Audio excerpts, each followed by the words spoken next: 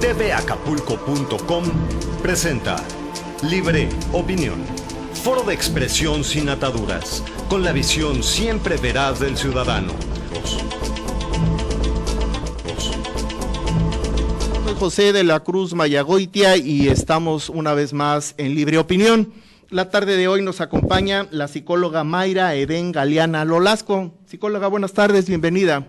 Muchas gracias por su compañía. También está el doctor Fausto Jaimes Domínguez, él es médico epidemiólogo. Doctor, buenas tardes. Buenas tardes, gusto en saludarles. Igualmente, y saludo a mi compañero de programa, Mauricio García. Mauricio, buenas tardes. Muy buenas tardes, doctor, auditorio, invitados. Bien, vamos a tocar un tema que es de suma importancia para todos, sobre todo porque no vamos a dejar fuera de nuestro análisis situacional a ninguna de los grupos sociales. O sea, vamos a hablar de lo que le sucede a los niños, a los jóvenes, a los adolescentes, a los más niños, a los más ancianos, a los que están en plenitud, a las mujeres, a los hombres. En fin, vamos a tratar de hacer un análisis de las patologías sociales, esto es, de las enfermedades que afectan a nuestra sociedad en Acapulco y tal vez, si hay necesidad, pues extenderlos un poquito a algunas otras áreas del estado de Guerrero, sobre todo tomando en cuenta la influencia que puedan tener sobre nuestra ciudad en el tránsito de personas y que pueda implicar esto pues una incidencia y un efecto determinante en la presencia de las patologías, de las enfermedades. Para eso vamos a tocar los dos aspectos fundamentales. Uno de ellos es el aspecto relacionado con el cuerpo y el otro con la conducta. Y la conducta pues es la forma en la que nosotros actuamos y tiene que ver con nuestra mente y la salud de nuestra mente. Acuérdense ustedes del axioma de mente sana en cuerpo sano.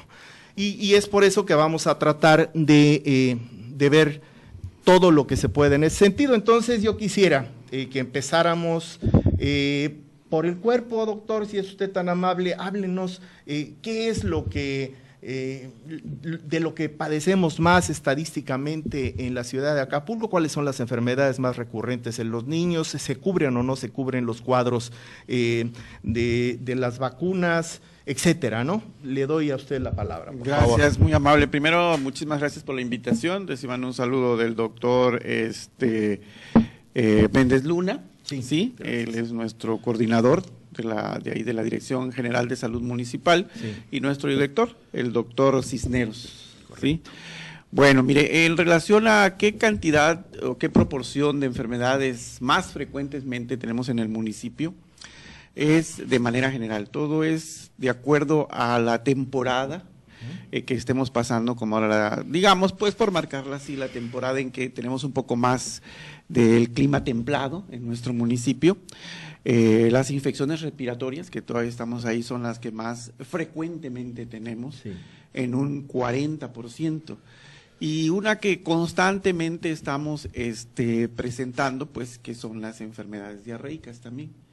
Junto con ellas son de las infecciones transmisibles que más encontramos en toda la población, tanto en niños, en adultos, en personas de la tercera edad, de las que más se manifiestan, ¿no? Seguido de ella, actualmente las enfermedades que no son transmisibles, pero que realmente tienen una problemática muy actual, son las crónico-degenerativas, dado que nuestra población está cambiando, pues cada vez vivimos más años. La pirámide poblacional. Exactamente, sí, exacto. Entonces eso ha provocado pues que las enfermedades crónico-degenerativas ocupen un lugar preponderante, que antes pues eran las transmisibles, ¿no? Así es. Que las diarreas, las infecciones respiratorias, que las parasitarias, que las intoxicaciones por alimentos, ¿no? Ocupaban un lugar muy importante. Actualmente, después de las transmisibles, encontramos a las crónicos degenerativas, principalmente a la diabetes mellitus, ¿no? Es una tipo 2. Sí, la tipo 2 es una cuestión pues muy alarmante, sí, muy alarmante. Aunado a ello, dado que va muy ligada pues el problema de las enfermedades de hipertensión arterial, ¿no?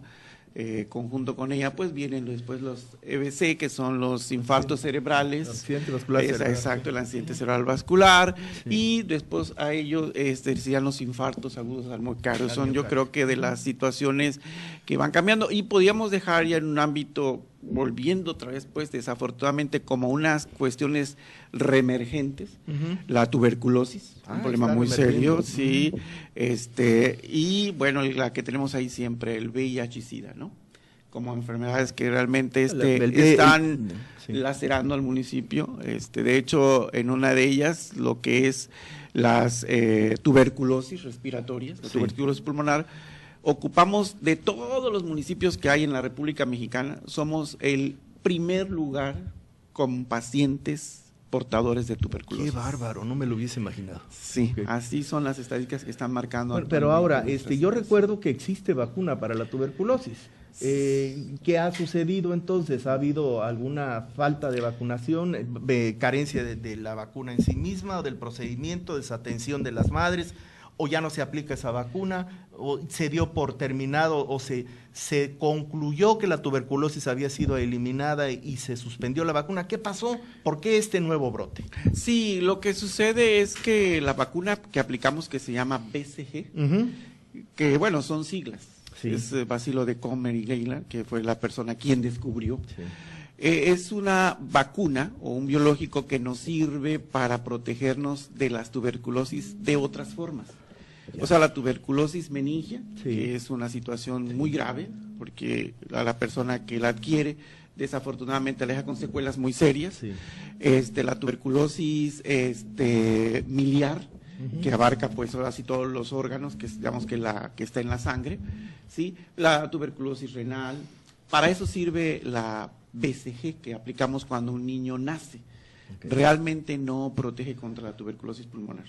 No existe el bacilo de Koch sigue teniendo. No se ha hecho todavía el biológico que ataque específicamente a esa bacteria. Esa es la situación. Así que lo que hacemos ahorita es curarla, porque es una de las enfermedades que afortunadamente se puede curar, ¿no? Así que la atención se le está dando bastante, hay bastante. Ahora, estos pacientes con tuberculosis de los que usted nos habla, ¿son mayormente niños, jóvenes, adultos en la tercera edad, adultos en plenitud, hombres o mujeres? Pues mire, desafortunadamente cada vez hay más niños. Como es tuberculosis pulmonar, ellos están muy relacionados con los adultos. Los adultos los llevan a la escuela, juegan con ellos, están mucho tiempo con ellos, ¿no? Entonces, cada vez vemos desafortunadamente más niños con tuberculosis pulmonar. Entonces, es el grupo de edad que más ha crecido. Que más ha crecido, exactamente. Y los que siempre hemos tenido, pues, son los adultos. Y hay un binomio que actualmente se está presentando muy constantemente, que es el paciente con diabetes y tuberculosis. El paciente con VIH y tuberculosis. Bueno, ahí no habría, ahí no me quedaría duda por la supresión del sistema inmunológico, pero en el otro, en el paciente con diabetes mellitus, tuberculosis. Ahí sí, es que también son pacientes que sus defensas están bajas. Por supuesto, y entran en unos estados de crisis con todas las enfermedades concomitantes, ¿verdad? Niveles altos de glicemia provocan, pues, ahora sí que como un cultivo, ¿no? Ahora, a la abeja cuando le pones miel, ¿no? Esa tuberculosis lleva al paciente, obviamente, si es un paciente que tiene diabetes mellitus, es un paciente no regularmente de la tercera edad, y la pregunta sería, ¿lo lleva a neumonías y lo lleva a la muerte? Sí, desafortunadamente, porque la atención la solicita muy tardíamente, ¿no? Tanto de su problema de la diabetes mellitus como su problema de la tuberculosis. Entonces eso no permite pues una cura temprana, ¿no? Como siempre en las enfermedades, entre más temprano se detecta, es más fácil quitarla. Las posibilidades sí, definitivamente, ¿no? Doctor, el aumento que se está dando en lo de la tuberculosis es la exposición en que nos ponemos en el transporte, en entretenimiento. ¿Por qué ha crecido eso?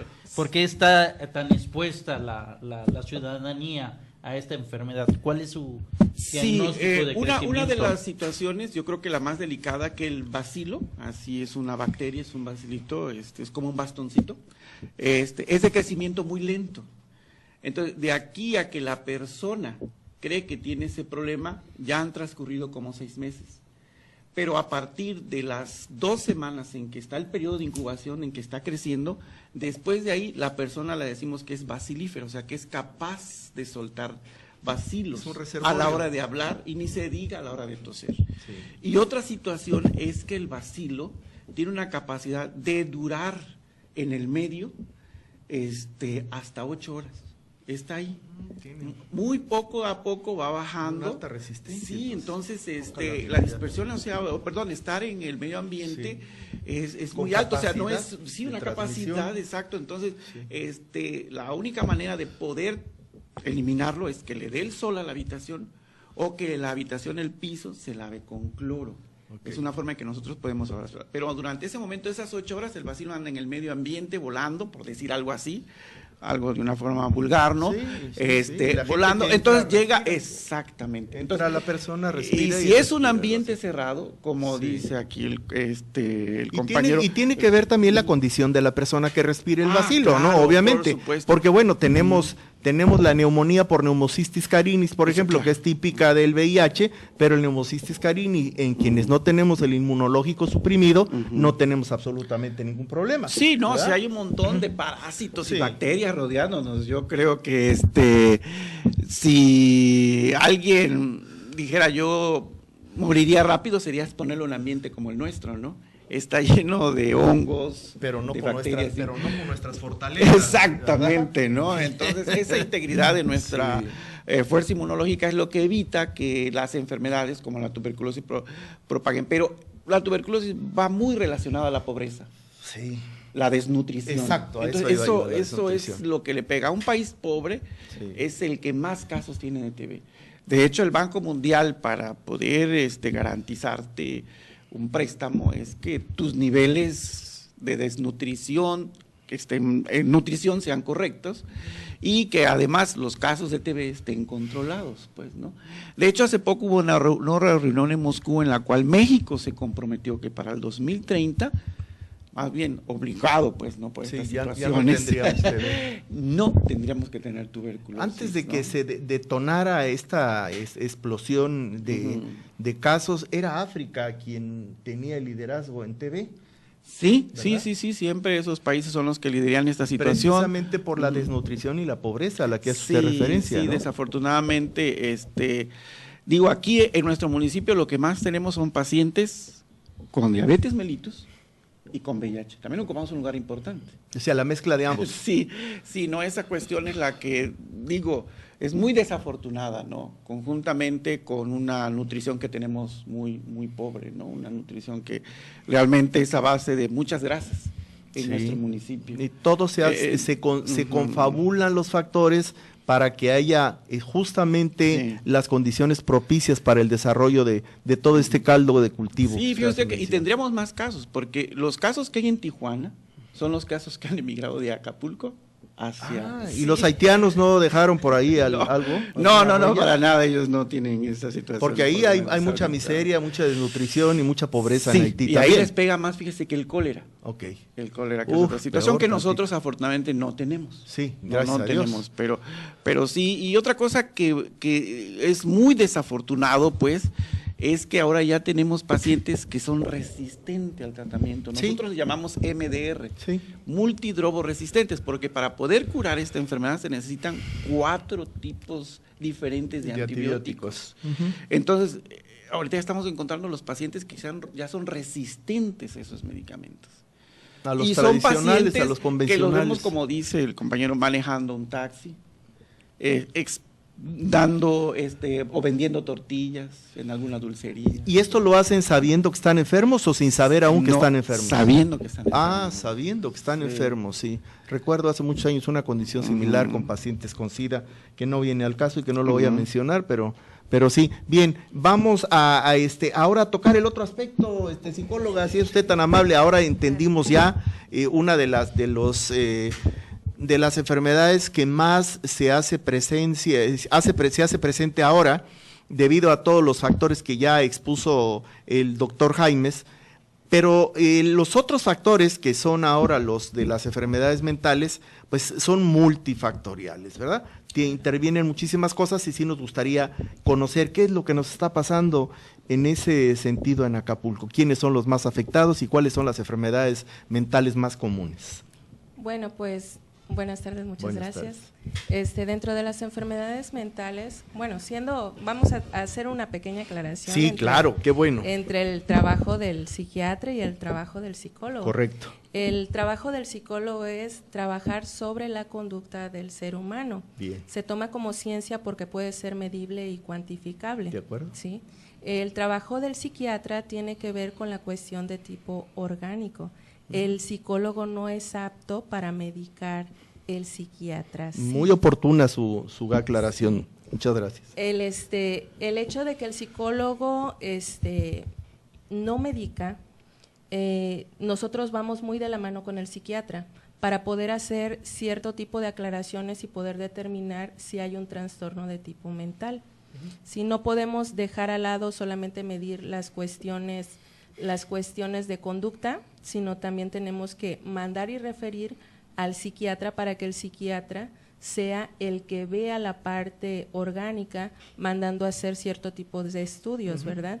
Por ejemplo, puede venir una persona, supongamos por esquizofrenia, nosotros vemos cierto tipo de conductas que pueden venir, que es tener, no sé, escuchar voces, ver cierto tipo de visiones,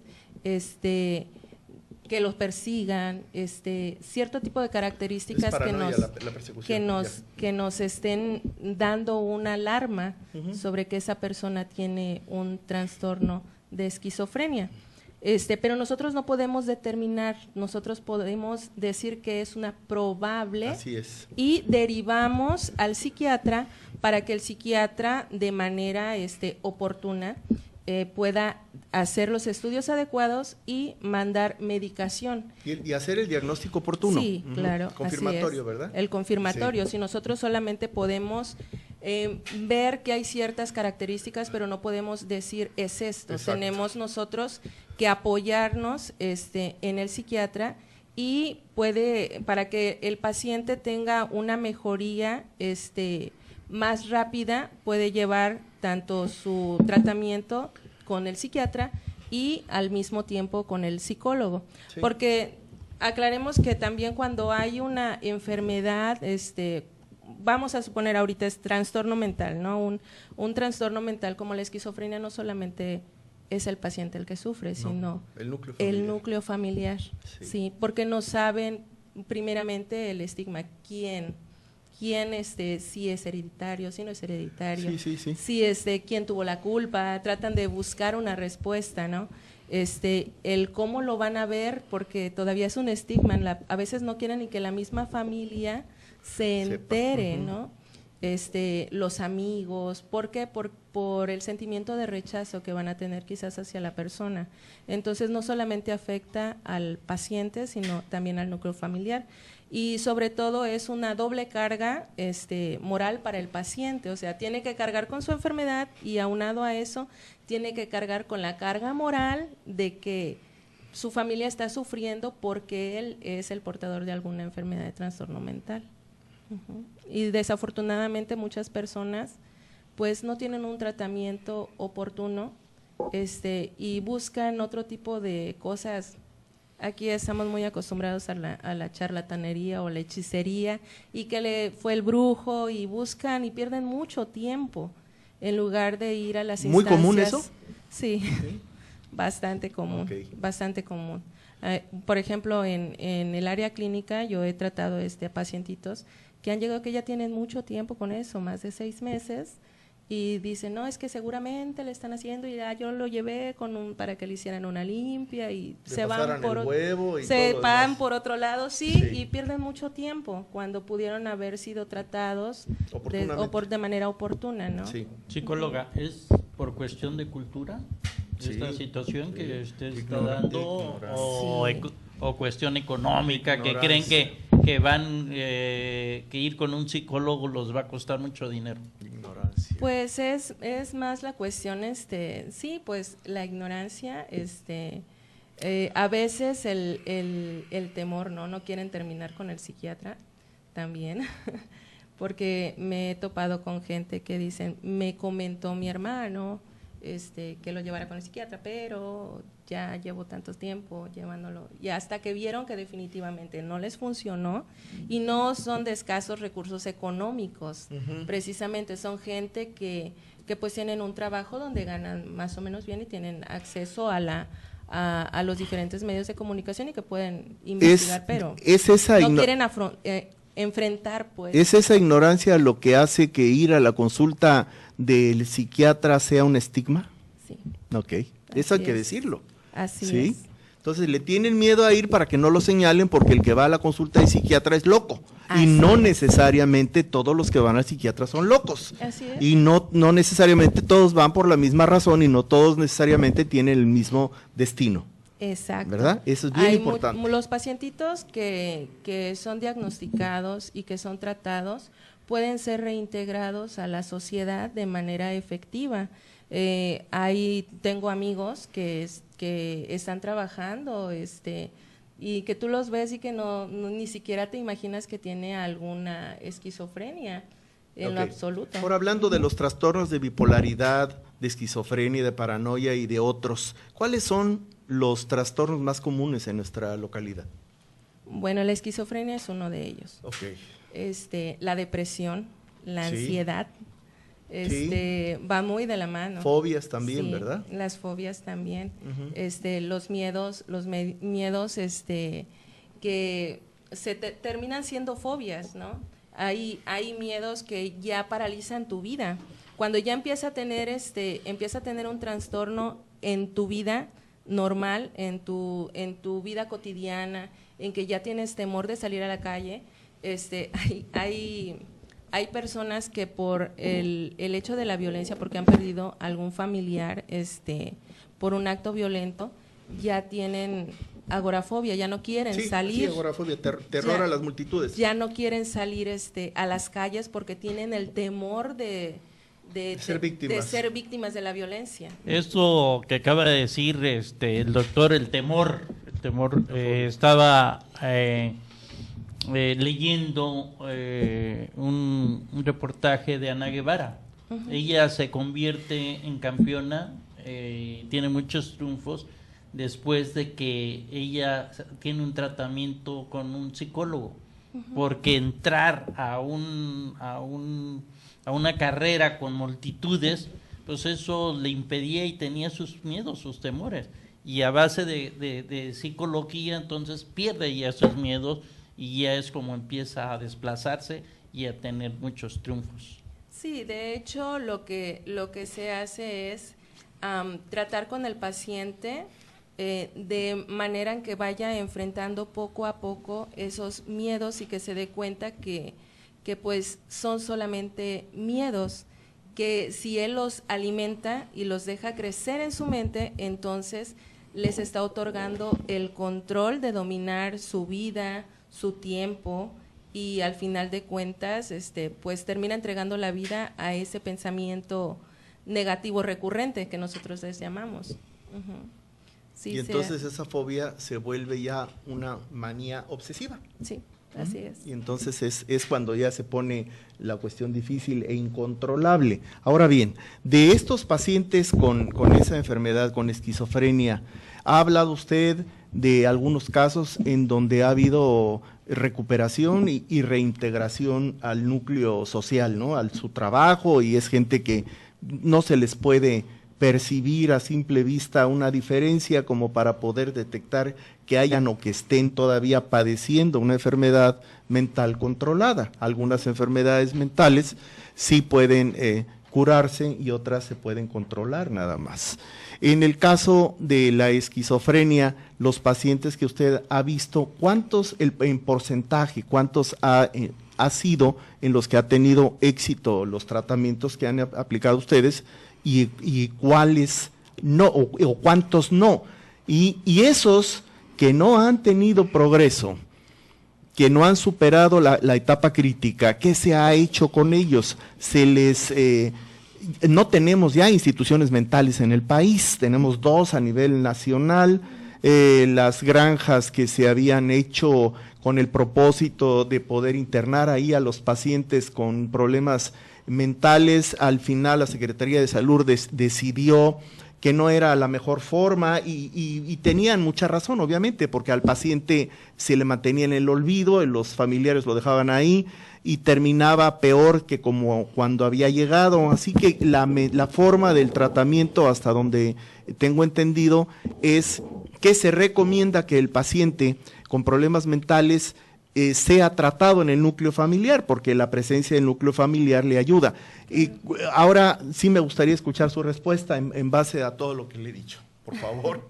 Sí, de hecho se ve que en la mayor parte pues son las mujeres las que padecen, posiblemente sea por la cuestión de tipo también que las mujeres manejan un poco más del estrés de la familia, los hijos y aparte las cuestiones de tipo hormonal, aunado a ello, pues también la cuestión de, en el caso de la esquizofrenia, en muchas ocasiones van llevando como, es como algo que tú traes, pero tiene que haber un detonante que lo active, ¿sí? Alguna situación, no sé, alguna pérdida de un familiar cercano, alguna pérdida de un hijo, la misma pérdida del esposo y ver ahora cómo le voy a hacer, ¿no? Que la mente entra en un conflicto y hace que se detone todo esto. Es en mayor parte son las mujeres y el hecho de que nosotros, cuando nosotros manejamos algún tipo de paciente, se ha mandado las referencias al Hospital General de Acapulco, que es con el que más nosotros nos mantenemos en comunicación. De hecho, bueno, la Dirección Municipal de Salud no es la única institución donde yo he trabajado, he trabajado en algunos otros lugares, y me ha tocado llevar pacientes hasta la Ciudad de México, el San Bernardino, también allá hay una institución médica psiquiátrica muy grande. Y pues ahí los hospitalizan. Aquí desafortunadamente pues tenemos en Tres Palos una institución, pero es una pues, ONG, ¿no?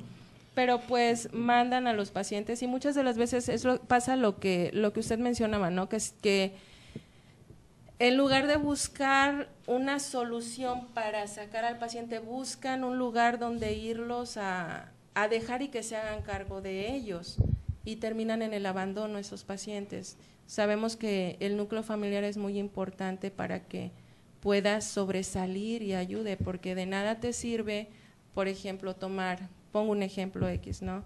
En una depresión, te tomas una pastilla para dormir, evades tu realidad, pero el entorno, el problema ahí sigue. ¿Qué va a pasar cuando se te pase el efecto? Y el mismo lugar, llegar al mismo lugar, es un círculo vicioso. Exacto, o sea, ¿y qué pasa? O sea, vas a seguir en lo mismo, ¿por cuánto tiempo? Pues hasta que tu entorno cambie, va a empezar a funcionar todo lo que te puede ayudar a. Claro. ¿sí?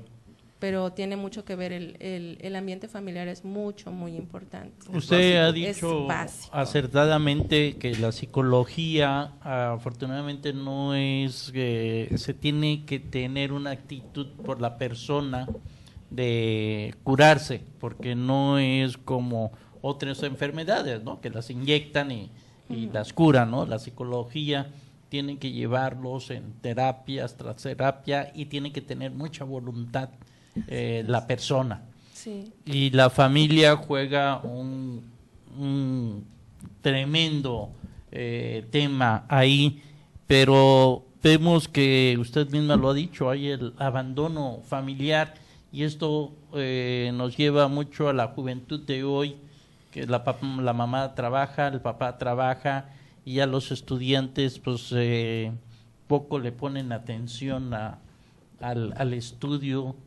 y se dedican ya al vicio. Desafortunadamente yo me he ido a dar vueltas a las preparatorias, bachilleres, y he visto niñas jovencitas con el cemento, con el chubi. Es por la ausencia del papá, de la mamá, o una cosa que detona, o ya es algo genético? No, bueno, yo creo y estoy casi completamente segura que tiene que ver mucho con la cuestión de la familia, definitivamente. ¿Por qué? Porque nosotros queremos de una o de otra manera tener un sentido de pertenencia. Y si nosotros estamos buscando pertenecer a cierto grupo, si dentro de la familia sentimos un abandono, tratamos de buscar a quienes tenemos más cerca, y quienes son, pues son los amigos, y en ese sentido de pertenencia tratamos de hacer lazos, y desafortunadamente muchos de estos chicos forman ese tipo de lazos, pero buscándolo, pues no sé, teniendo algo en común, ¿no? Como el manejo o el uso de las drogas, y eso termina enganchando y terminan destruyendo no solamente la cuestión de tipo orgánica, sino del mismo ser. ¿Por qué? Porque para después pertenecer más, terminan en otro tipo de cosas, como puede ser la prostitución, como pueden ser, bueno, una infinidad de cosas que tiene más que ver con la psicología de tipo social, ¿no? El manejo también de las masas que tiene que ver ahí. Doctor Jaimes, hablábamos de las enfermedades como la diabetes mellitus y que concomitantemente ahora se está presentando el VIH en algunos casos y la TB en otros. Pero ¿qué hay de las enfermedades cardiovasculares? Hablábamos también de una dieta rica en grasas. Yo diría que sumamente abundante en grasas o fundamentalmente sustentada en grasas. Comemos chicharrón y comemos carnitas y mientras más grasa escurra, más sabroso, y si la gordita le ponemos manteca de cerdo, sabe mejor, y si no, pues no nos gusta. Todo eso no es otra cosa más que una producción de ateromas que terminan obliterando arterias y generando todo lo que usted mencionó ya, ¿no? Los accidentes vasculares cerebrales y los infartos al miocardio y los infartos pulmonares también en otros casos, las trombosis, etcétera, ¿no? Pero en este contexto de generalidades en donde estamos considerando Acapulco y las enfermedades que padece Acapulco en su mayor grado, ¿qué sigue después de la diabetes mellitus? ¿Siguen los eventos cardiovasculares o cerebrovasculares? Sí, de hecho, después de la diabetes está la hipertensión arterial, como una de las causas aunadas, pues, ¿no? Y bueno, una de las situaciones que nos ha llevado a ocupar un lugar muy deshonroso es la obesidad. La obesidad es una situación que desafortunadamente la tenemos presentes desde muy temprana edad. Y bien dicen que un niño obeso, pues va a ser un adulto obeso.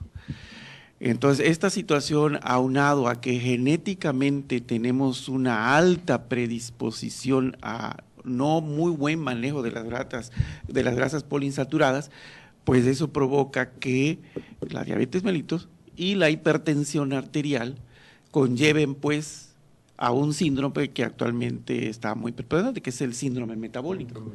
Ajá, donde está a un lado el paciente obeso, diabético, hipertenso, con dislipidemia. Y pues casi es renal, sí, exactamente, conlleve pues a un accidente vascular cerebral y los infartos al miocardio pues estén ahí presentes junto con las enfermedades cerebrovasculares, ¿no? Entonces, esta situación ha provocado que a nivel de legislar, pues actualmente haya ya una en el diario oficial, donde ya se prohíben pues ciertos alimentos en las escuelas y también en los centros comerciales, como en los hospitales. Antes podía uno encontrar pues algunas, no, más que nada eran unas máquinas expendedoras. Sí, de acuerdo. Con bastantes llenas de carbohidratos, frituras y alimentos chatarras, que le llaman así el diario oficial, ¿no?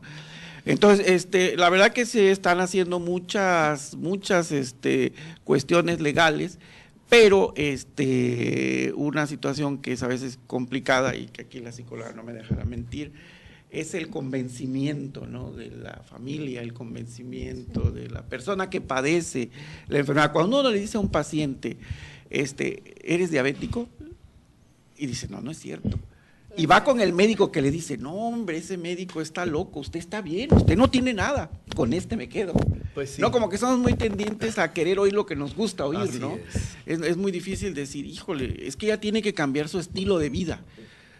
Usted tiene que empezar a caminar, tiene que empezar a disminuir los carbohidratos, y dice, no, eso no puede ser, dice, yo soy un hombre sano, hasta ahorita no tengo nada de lo que dicen, ni estoy flaco, ni orino mucho, no tengo ningún problema, ¿no? Yo creo que el doctor está exagerando, ¿no? Entonces pasan 10 años y cuando se da cuenta ya no ve, ya orina por las noches a cada rato y le toma uno la glicemia y en 400, ¿no? Cuando uno le dijo, oiga, es que ya tiene 110. Es que mire, doctor, aquí el resultado dice que lo normal es de 80 a 120. Y si yo tengo 110, estoy normal. Cuando la norma actualmente dice que a partir de 100 para arriba, eres un paciente diabético. O sea, ya no tienes que decir, es que soy prediabético. No, eso no existe. No, eres diabético. Sí. Y desde este momento, ahorita es la dieta. Sí. La dieta y el ejercicio. Si las cosas no van funcionando bien, bueno, ya empezamos con la farmacología, ¿no? Sí.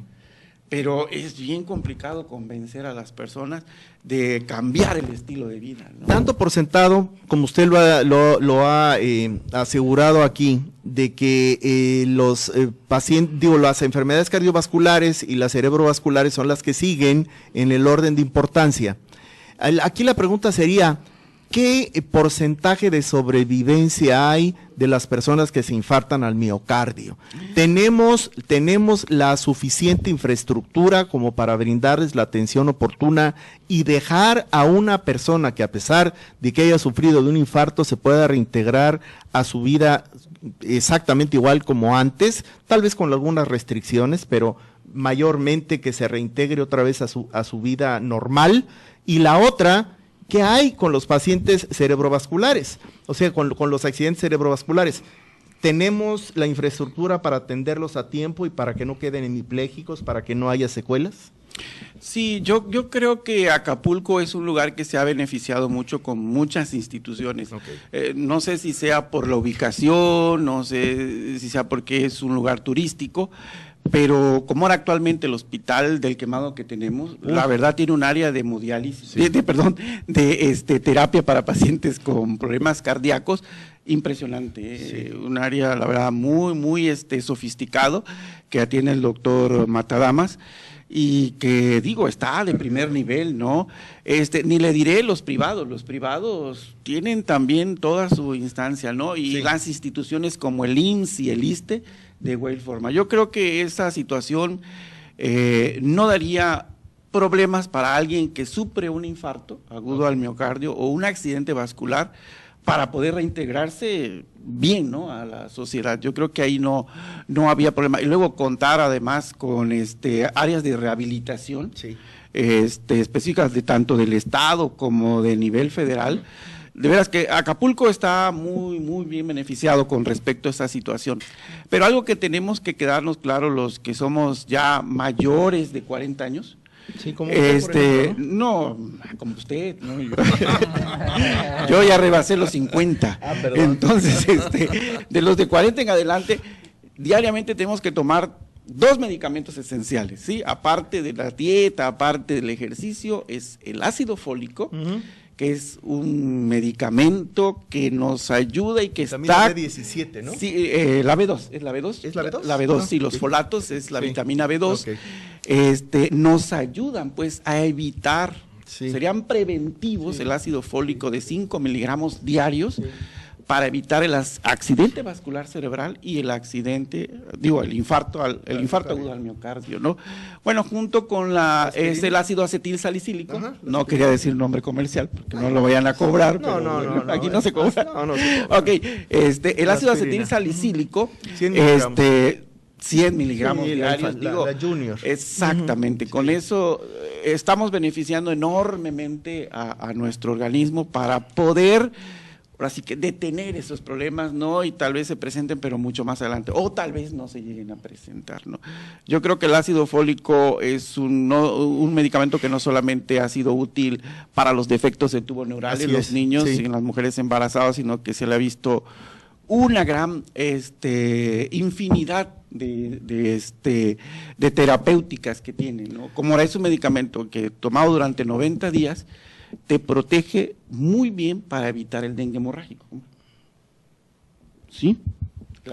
Ese es muy interesante, sí, los estudios que se han hecho, como el dengue hemorrágico en un determinado tiempo que está dentro del organismo produce una sustancia, sí, que el ácido fólico hace que se inhiba. Es una enzima que produce el virus, sí. Y el ácido fólico que destruye las plaquetas, por cierto. Exactamente. Encima, ¿no? Sí. Lo que pasa es que, bueno, es un poquito más la complicada la fisiopatología del dengue, sí, pero sí se ha comprobado pues que la hemocisteína que se produce en la situación del dengue, como ahora el ácido fólico lo que hace es disminuir, lo controla. Ajá. Y no quiere decir que no te vaya a dar, pero no te va a dar en la gravedad. Exacto. Que se llegue a es como un paliativo. ¿no? Sí, Doctor Fausto Jaimes, la Organización Mundial de la Salud en el 2012, quisiera que nos dijera actualizado, ha dicho también que la mayor parte de muertes son neonatales. Sí, las perinatales, la verdad que es algo que siempre, se habían catalogado en el 2012 800 muertes cada hora. De hecho, ¿en el mundo? Sí, en el mundo. De la organización. Sí, las muertes perinatales es algo. ¿Cómo estamos aquí en Acapulco? Yo creo que no es la diferencia a otros países, ni a otros municipios, ni a otros estados. Estábamos con una gran cantidad de neonatos, que son aquellos que no cumplen los 30 días, son los que mueren antes de los 30 días, son considerados neonatos. Sí hay una gran frecuencia, pues unas estadísticas muy alarmantes. Por cada 10 nacimientos yo creo que el 40% son fallecimientos por diferentes tipos de problemas, tanto congénitos como los problemas que tienen durante el embarazo la madre. Y después del parto, ¿no? Sí. Principalmente la ruptura temprana de las membranas que protegen al niño, a veces no se dan cuenta las madres, y los niños adquieren una infección, entonces nacen con una sepsis neonatal, que es una de las cosas con las que más se lidia en la cuestión hospitalaria, ¿no? Con los neonatos. Aunado así que la verdad, como ahorita ya el ácido fólico ya no se tiene tantos defectos al nacimiento. Afortunadamente. Antes lo más frecuente era el labio y paladar hendido. Sí. Era el mielo meningocele. Sí. Los defectos de la espina bífida estaban presentes, la hidrocefalia, ¿no? Sí. La anencefalia. Sí. Y actualmente eso han disminuido, pero sí las infecciones son las que están ganando una cuestión muy importante. Y esto es aunado que actualmente se abusa mucho de los antibióticos. Sí. De una manera que, bueno, tuvo que establecerse legalmente que para poder adquirir un antibiótico ahora necesitas una receta médica. Anteriormente era como uno ir a comprar una aspirina, si se puede, una aspirina. Pero lo mismo sucedió con algunos otros medicamentos que ahora son controlados, ¿no? Yo recuerdo en la universidad, le estoy hablando de hace más de 40 años, justo a su edad, ¿no? Había la difenilmetilcarbilamina, que era la bencedrina, por ejemplo, ¿verdad? Que en forma de corazoncito se utilizaba para mantenerse despierto toda la noche y estudiar. Y podía uno acudir a la farmacia y decirle al farmacéutico, quiero que me dé una, y le ponían a uno una en un sobrecito de papel celofán y le costaba a uno 50 centavos. Sí. Y con eso la partía uno en dos, le daba uno la mitad al compañero y estaban como búhos toda la noche. Ahora eso requiere una complejidad extrema para que le puedan vender a uno de esos compuestos. Y recuerdo que llegaban a la facultad con los representantes de medicina y nos regalaban infinidad de muestras médicas, pero que ahora son medicamentos controlados. Sí. Y en ese entonces pues teníamos un cajón ahí en el lugar donde vivíamos, el cajón de hasta abajo de una cómoda, era donde vaciábamos ahí todos los medicamentos, y ahí estaban, y ahí se eternizaban, o sea, no había, por lo menos en ese entonces, no estaba tan desarrollado la cuestión de la drogadicción, ¿no? O sea, fuera de la marihuana que estaba en todos lados, exacto. no había absolutamente ninguna otra adicción, además del alcohol y del cigarro, por supuesto, claro, pero que eran permitidos. Exacto. Entonces, actualmente, como ahora esta situación ha dado hablamos a de que, los antibióticos, sí. sí, después, esta situación ha conllevado a que en los hospitales se formen dos comités muy importantes. El Comité de la Vigilancia de la Muerte Materna y Perinatal, que es algo muy importante, y el Comité Antimicrobiano. O sea, ya no se puede dar un medicamento si no es que este comité lo analiza y dice adelante, ¿no? Hay una situación que sucede en algunos países del primer mundo. Específicamente en los Estados Unidos existe una bacteria que le llaman flesh eating bacteria, o sea, la bacteria que se come la carne, y que supuestamente no existe, o no sé si ciertamente, y aquí nos gustaría que usted abundara sobre el tema, se come materialmente la carne del sujeto, es una especie de lepra, ¿verdad? Entonces le tienen que cortar y lo van dejando sin la zona afectada, ¿verdad? Porque el antibiótico no hace efecto. Hasta que en algunos casos, hasta ahorita no he sabido de un solo caso que salga adelante, pero sí que algunos se mantenga vivos hasta 30 días. Ese tipo de bacteria, que es una bacteria sumamente rara, compleja, algunas de ellas, las más extrañas, las adquiere uno en una visita hospitalaria. Sí. ¿Esa bacteria existe en México? ¿Ha habido algún caso de flesh eating bacteria en México? No, bueno, yo que tenga estadísticas o datos, sí. No, en México no la tenemos. Pero sí tenemos bacterias que son bastante agresivas, todo eso a nivel hospitalario. Coco betamolítico. No, sobre todo como la pseudomonas. Aureus.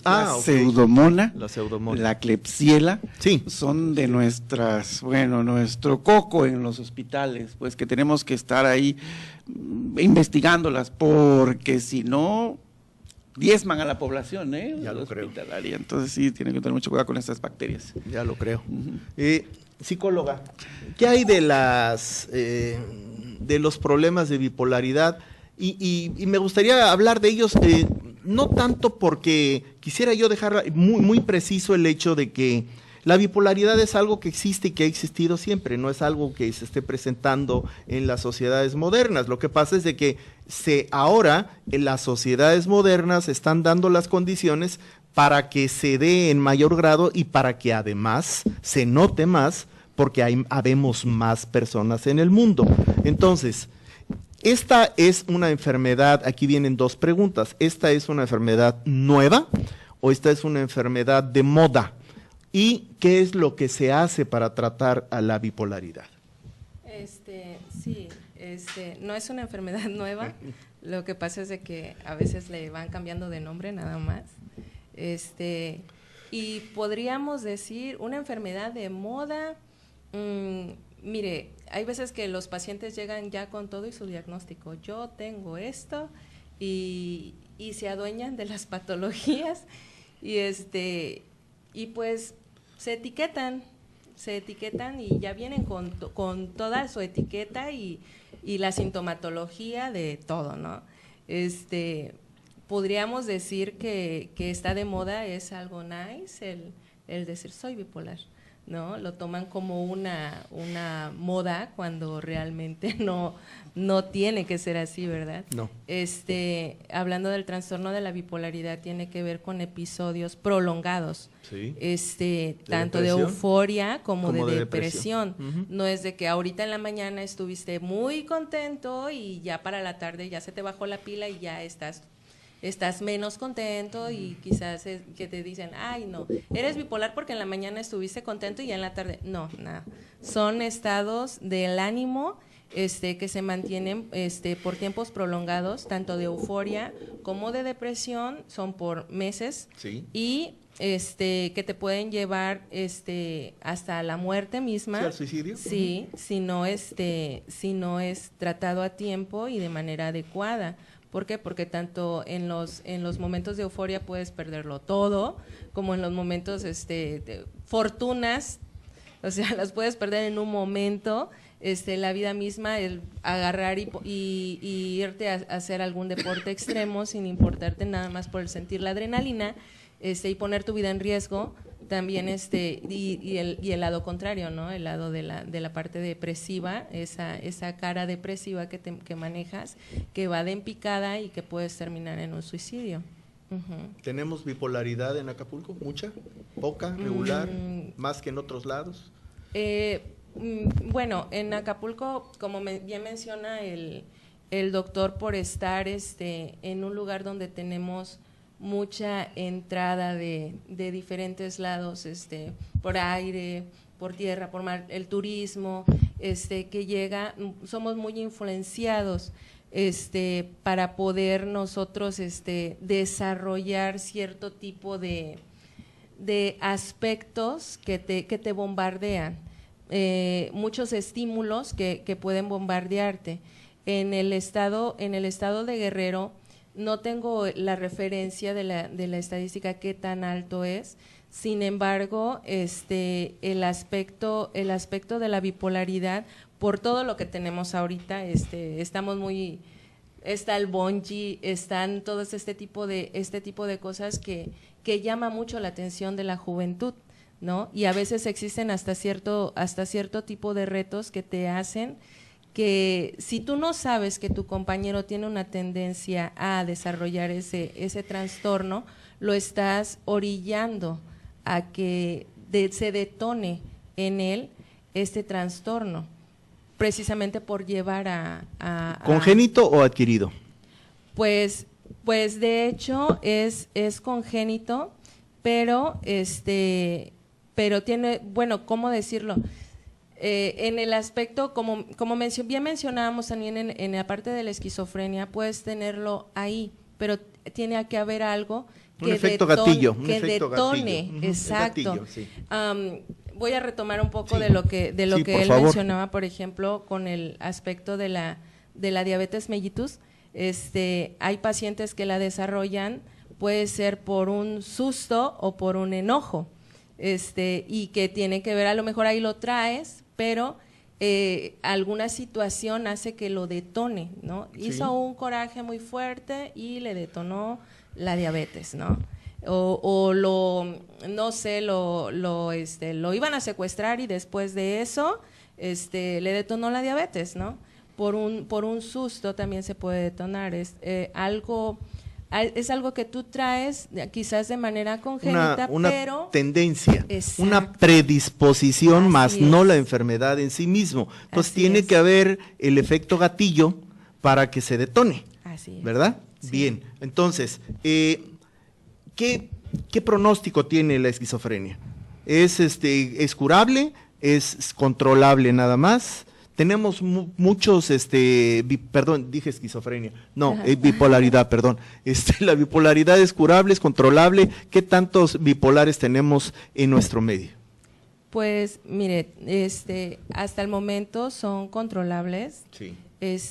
Se tienen que llevar un manejo Sí, psiquiátrico, ya lo creo. como al igual que la diabetes, tienen que llevar un manejo médico, continuo, con el apoyo de la familia. Ese es vital. A mí me causa mucha tristeza, por ejemplo, ver en las calles mucha gente deambulando, con enfermedades mentales, y realmente son pacientes que pudieran ser recuperables o que pudieron haber sido recuperables en un momento, ¿no?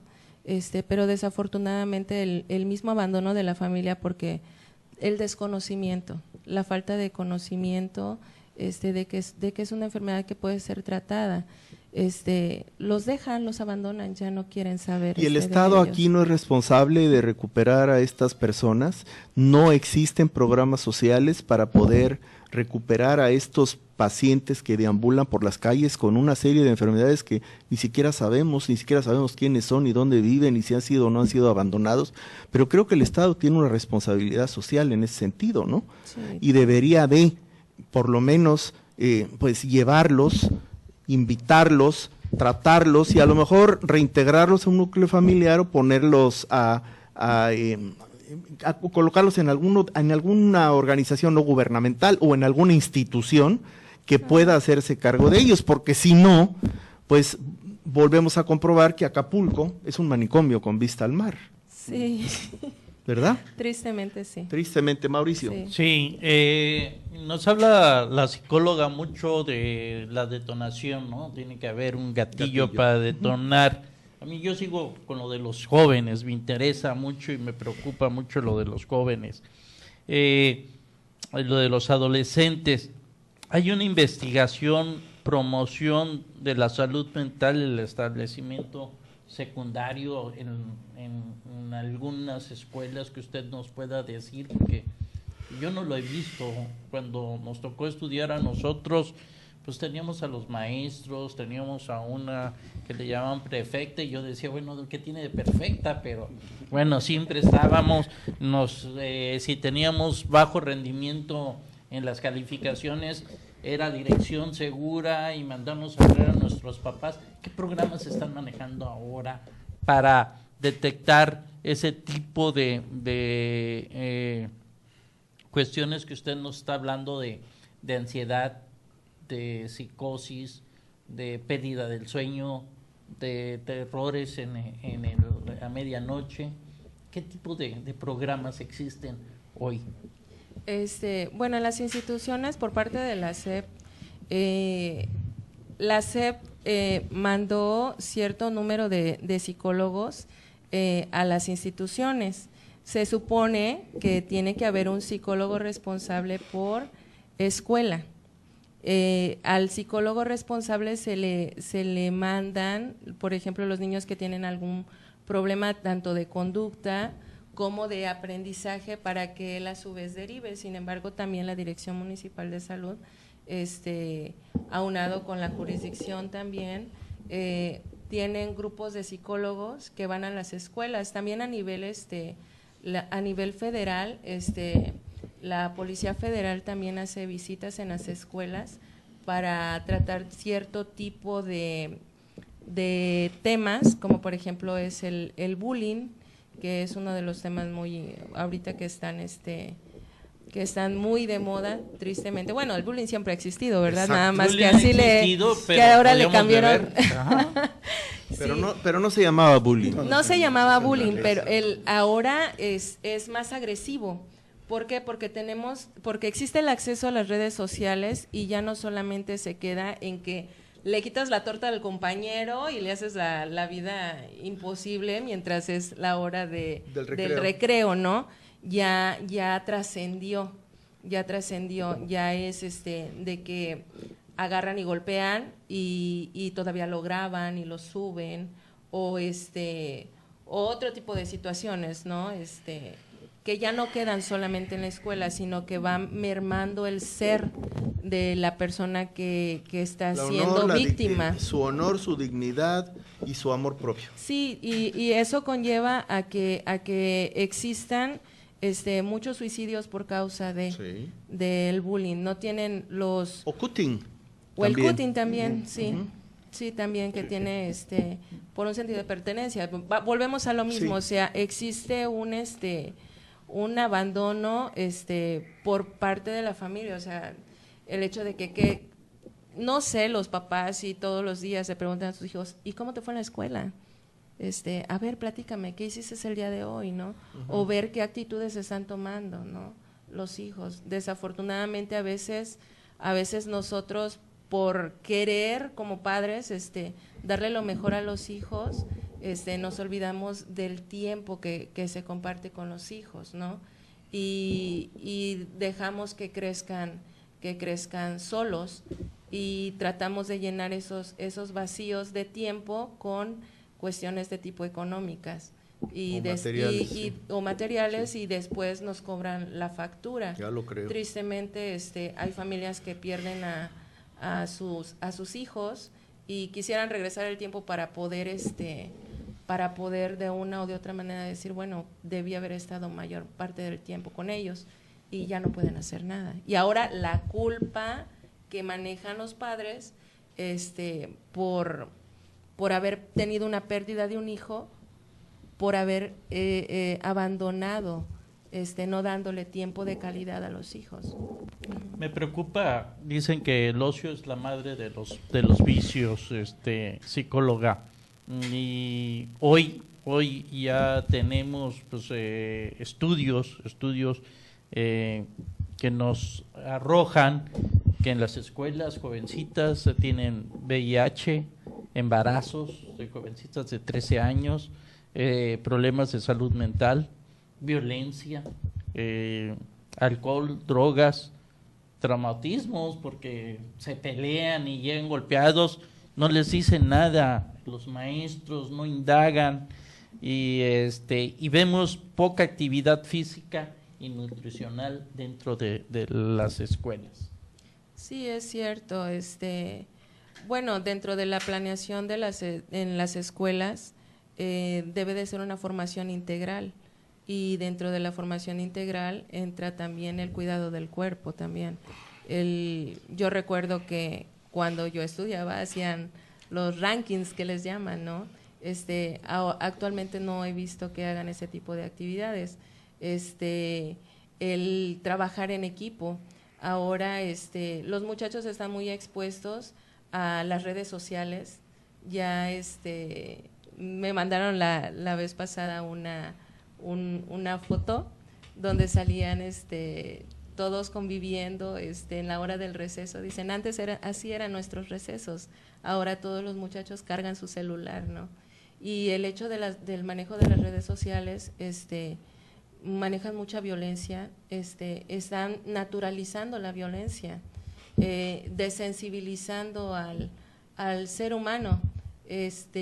¿Por qué? Porque hay muchos videojuegos que manejan mucha carga de violencia y de una o de otra manera va martillando tu mente y llega el momento en que ya lo ves como cualquier cosa, ¿no? Agarras y matas en el videojuego y vas desensibilizando a la persona para que haga. Hay videojuegos también donde van en unos carros y vas atropellando gente y vas haciendo puntos, o sea, todo eso conlleva, y a veces nosotros como padres no sabemos qué es lo que están viendo los hijos, ¿no? Qué es lo que están jugando, qué es lo que están hablando, con quiénes son sus amigos, porque antes se invitaban a la casa y ahorita ya no, ya todo por internet y no sabes ni siquiera con quién están hablando, no conoces a los papás, no conoces a qué se dedican. Entonces esa parte de el cuidado integral del ser, porque no es solamente el traer un ser al mundo, sino el conformarlo con valores, y que desafortunadamente los valores han ido cambiando. Sí. Estamos en un mundo donde quizás la cuestión económica ahorita es lo más importante, y ya te olvidas de todo lo demás, ¿no? Antes si llegabas con algo a la casa que no era tuyo, ¿de dónde lo sacaste? ¿No? Ahorita llegan con el celular, me lo encontré, está bien, no pasa nada. O sea, y no sabes si tu hijo anda metido en venta de drogas, qué sé yo, ¿no? Hay mucho descuido. Cuando nosotros abrimos la puerta del descuido, entonces es cuando todo se echa a perder. Es el peor de todos, sí, el peligro mayor. Como preguntaba el doctor, el Estado no tiene también ese cargo de vigilar a los estudiantes, de llevar, de hacerlos unos buenos ciudadanos mexicanos en ese tipo. Hablábamos de que existía cuando estudiamos, terminamos todos una profesión, sí, en ese aspecto. Hoy parece que los maestros pues, les vale sombrilla. Antes no niego que teníamos nuestros vicios, ¿no? Nos gustaba fumar, nos íbamos al baño. Hoy en las aulas están fumando, ¿sí? Hoy en las aulas, usted misma lo están diciendo, hay bullying, se suben en las redes sociales. ¿Qué hacen los maestros? ¿Qué hace el director? ¿Qué hace un rector? O tenemos que pagar, entonces quiere decir que una escuela pública no es apta para un estudiante y tenemos que llevarlos a escuelas privadas. No, lo cual no es una garantía tampoco. exacto, exacto, como dicen, no es una garantía, porque eso se ve en todos los niveles. En todos los niveles se ve, tanto a nivel de escuelas de gobierno como en nivel de escuelas particulares. Pero ya no hay veo una que excepción. manden a llamar a los padres de familia cuando hay bajo rendimiento, cuando llega el estudiante golpeado, cuando lo agarran alcoholizado, cosas así. Ya no los mandan a llamar a los papás. Hay ausencia en la docencia. Sí, es cierto, mucho tiene que ver también con la cuestión de tipo la violencia que se está manejando, desafortunadamente. Entonces son parte, la educación de las escuelas son parte de que esto prolifere. Posiblemente el temor, porque el temor de que no sabes de quién es hijo, y si al ratito te vayas a meter en problemas, porque sí he llegado a platicar con algunos de los maestros de qué es lo que está pasando. Y dice, no, pues es que no sé de quién es hijo, o dice que es hijo de, y prefiero no meterme en problemas. Entonces eso está haciendo que haya una omisión y no tomar cartas en el asunto. Sin embargo, por ejemplo, pueden, uno como padre puede levantar actas y llevar hasta la institución de la SEP, levantar un acta donde se está haciendo bullying a los hijos, para que tomen cartas en el asunto. Tienen que, es una responsabilidad, por parte del gobierno hay escuelas que mandan solicitudes donde quieren que vayan a dar algún tema en particular, y se lleva a las escuelas. Llegan por ejemplo, a la Dirección Municipal de Salud o a la jurisdicción, donde están solicitando psicólogos para que tomen parte y lleven algún tema en específico. Y se hace también, si se da alguna detección, se manda a solicitar con la misma institución, se manda a solicitar a los padres. Sí, perdón, yo lo que quiero hacer es un comentario de tipo legal, porque hay dos maneras de solicitar la intervención de la autoridad. Una es de forma oficiosa, o sea que la autoridad tiene la obligación de vigilar y de actuar de mutuo propio. Ese se llama oficioso.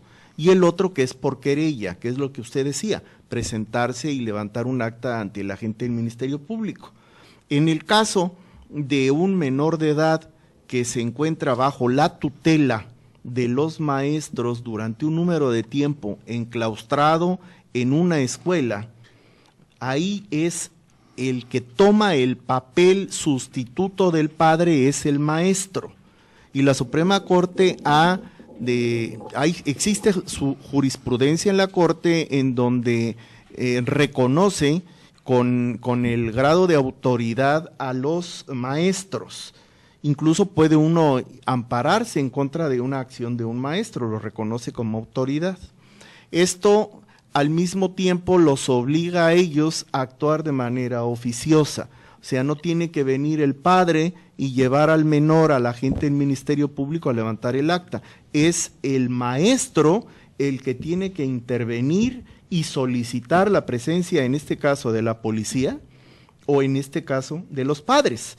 Pero tiene que intervenir en ese momento y no ser un ente estático que simplemente está en observancia de que venga el padre y sea el padre el que tome la acción legal correspondiente cuando el evento se está llevando a cabo ahí. Y siendo un evento de violencia, los ciudadanos también podemos hacer arrestos en eventos que son que resultan en ese momento, o sea, en la flagrancia.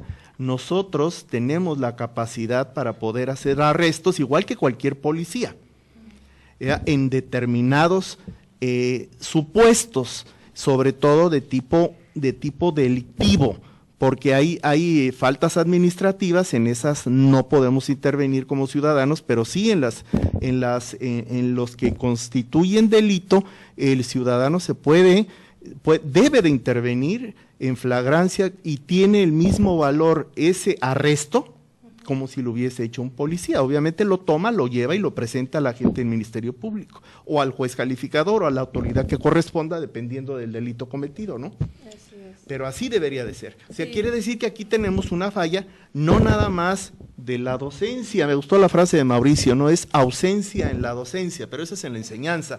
Aquí hay una ausencia también de responsabilidad del docente, ¿no? Así es, sí. Sí, son los que llaman. Entonces podríamos decir, por lo que nos ha platicado, que hay una simulación por parte de los poderes educativos, ejecutivos, en que mandan dizque cursos de la Policía Federal, de la Secretaría de Educación, pero ¿basados en qué esos temas? ¿Basados en qué? ¿Quién los lleva? ¿Cómo están el contenido? ¿Cuál es? Contenido Y sobre todo, ¿dónde se ha experimentado que lleve algo ya resuelto? O sea, esos temas. Que haya sido medido Así es. Sí, de hecho para poder evaluarlo. De hecho, por ejemplo, se llevan a cabo este tipo de acciones en las instituciones cuando lo solicitan, ¿verdad? Y se hace la intervención. Depende también de la misma institución que diga cuáles son los temas que se tienen que tratar, porque uno llega con los temas que ellos solicitan. Si se encuentra alguna detección, por ejemplo, de algún niño que necesite alguna asesoría, se manda a llamar a los padres, y ya de manera independiente se le lleva un tratamiento terapéutico, pero ya no sería por parte de la escuela, sino como por parte de forma del individual, gobierno. de forma individual y privada. Sí, de parte del mismo gobierno, porque también Sí. Si son de población abierta pero tienen seguro popular, también se les puede dar la intervención psicológica, también pueden ir al Hospital General, dependiendo de la institución que es el que lleva pues el programa. Entonces, como lo dije, no hay un programa juvenil dentro de las escuelas para detectar pues, la verdadera existencia de los estudiantes, ansiedad, drogadicción, violencia, nada, no existe. La operación mochila nada más, sí, adelante, doctor, por favor. Operación Sí, Mochila. eso es lo único que existe, por lo menos es lo que sabemos, ¿no? Sí.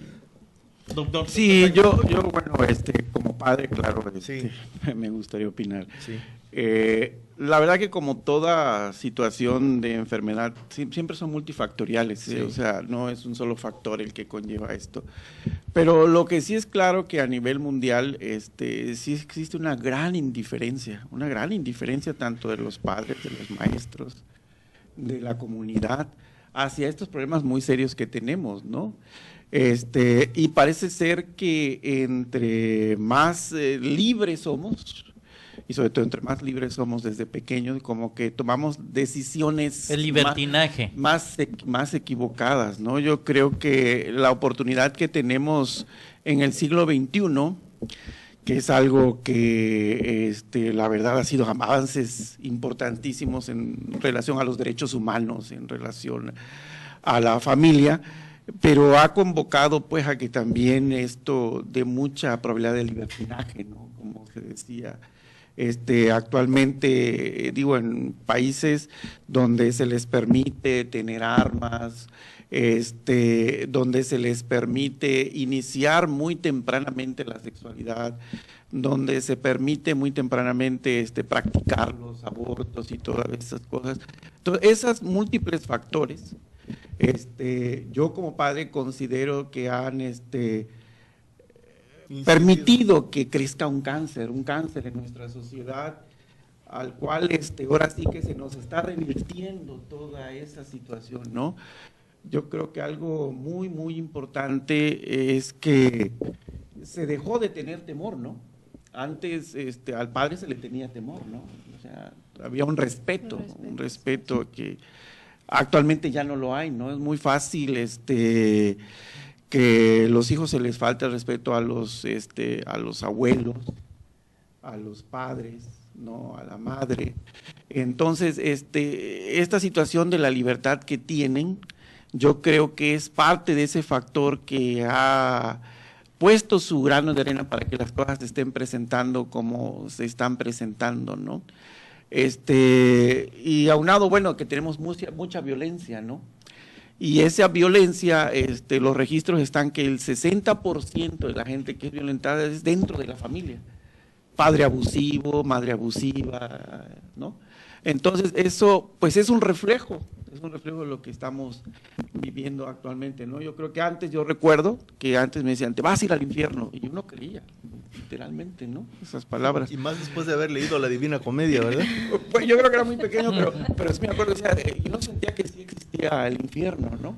Actualmente, yo creo que ha sido un gran avance la tecnología, la cuestión de los celulares, pero también ha sido un mal bien documentado, pues, ¿no? Como esta situación es un arma súper peligrosa, ¿no? Con las redes sociales, pueden hacer que una persona, bueno, sea algo o no sea nada, ¿no? A través de un Tiene que haber madurez en sí, por supuesto. Sí, yo creo que nos han dado, pues ahora sí que como cuando le dice a uno, le dice el papá, no, ¿para qué te presto el carro? Eso es como ponerte una pistola en la cabeza, ¿no? ¿Cómo te voy a prestar el carro si tienes apenas 10, 12, 13, 14, 15 años? Lo que ¿no? vivimos en México. Hace Exactamente, ¿no? O sea, no, porque eso no es así, tú tienes que tener madurez. Digo, está identificado como ahora en algunos estados norteamericanos hasta los 21 años es cuando…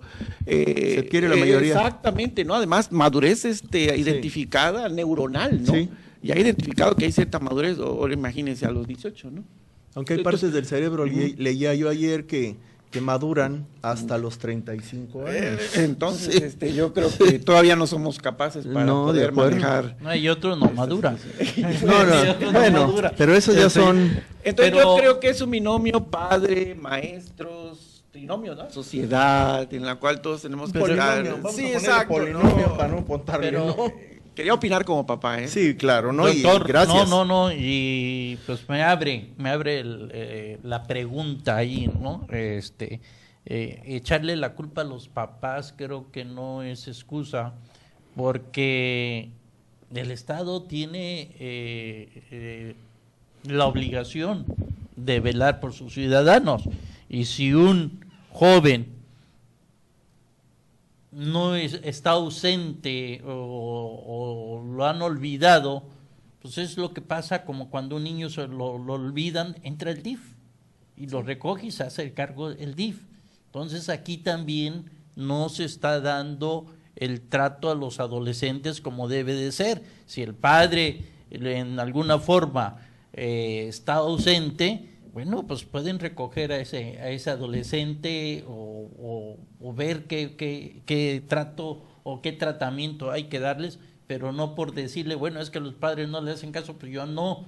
Usted me decía, es que los maestros dicen, y yo la verdad no le compro esa excusa de que pues yo no sé de quién son hijos. Nosotros somos comunicadores, es la parte más peligrosa ahorita en México, sí, ser comunicador, y no renunciamos en serlo.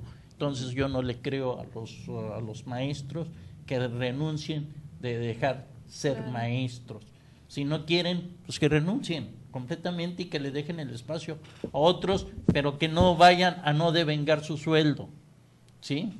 Que se pongan en un aula a ver quién me oye y quién no me oye, ¿sí? Y el que no quiera que se salga y que esté con un cigarro, pues lo saco, ¿no? Yo me acuerdo de los gises, del borrador, ¿Te tocó todo eso? Sí, el cimbronazo. Por eso quedaste así, ¿no? Entonces, ¿qué me puede decir? Sí, es cierto.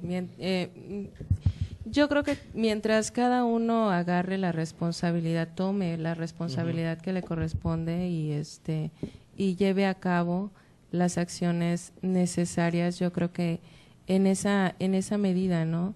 Porque en esa medida podemos salir adelante, porque, por ejemplo, si por parte de la familia no hay ese apoyo, pero lo hay por parte tanto del gobierno como de a veces algún maestro. Yo recuerdo de una maestra que prácticamente fue la madrina de ese niño. Al final, cuando terminó eso, era un muchachito que no tenía dinero y no iba a ir a su clausura, y fue uno de los mejores promedios, pero no iba a ir a su clausura porque no tenía uniforme nuevo, ¿no? Entonces le dijo, tú vas a ir, y le compró su uniforme y prácticamente se volvió como su tutora, porque le compró su uniforme. El niño tenía que trabajar y hacerse cargo aparte de su hermanita, trabajaban en el campo. Le compró su uniforme y el niño pudo ir a su clausura, y le compró un montón de libros. En lugar de llevarle un arreglo floral, le dijo, con esto tú vas a seguir estudiando y yo me voy a hacer cargo de que tú continúes tus estudios de secundaria, ¿no?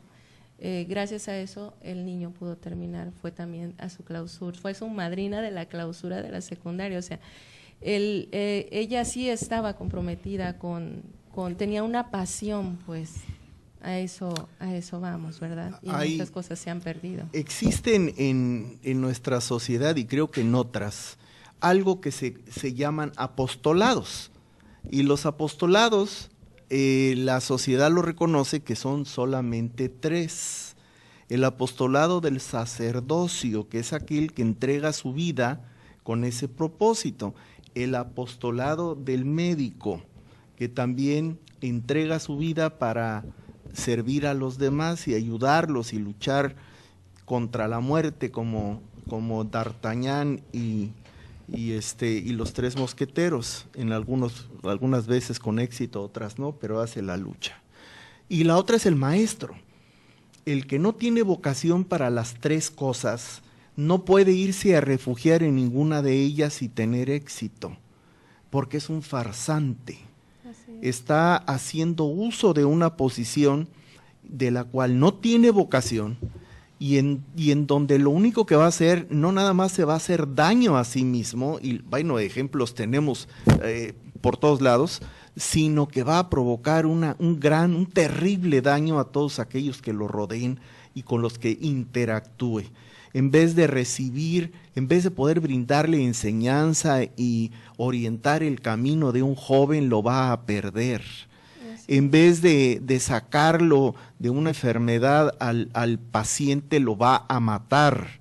En vez de ayudarle al hombre o a la mujer que atraviese por una crisis de fe, de credibilidad, en su búsqueda por una figura celestial que le dé esa orientación y esa seguridad, lo va a dejar perder y lo va a mandar al infierno, pero al infierno de la tierra. De la tierra, de lo que estamos viviendo. No al infierno imaginario ese de la Divina Comedia del Dante Alighieri, ¿no?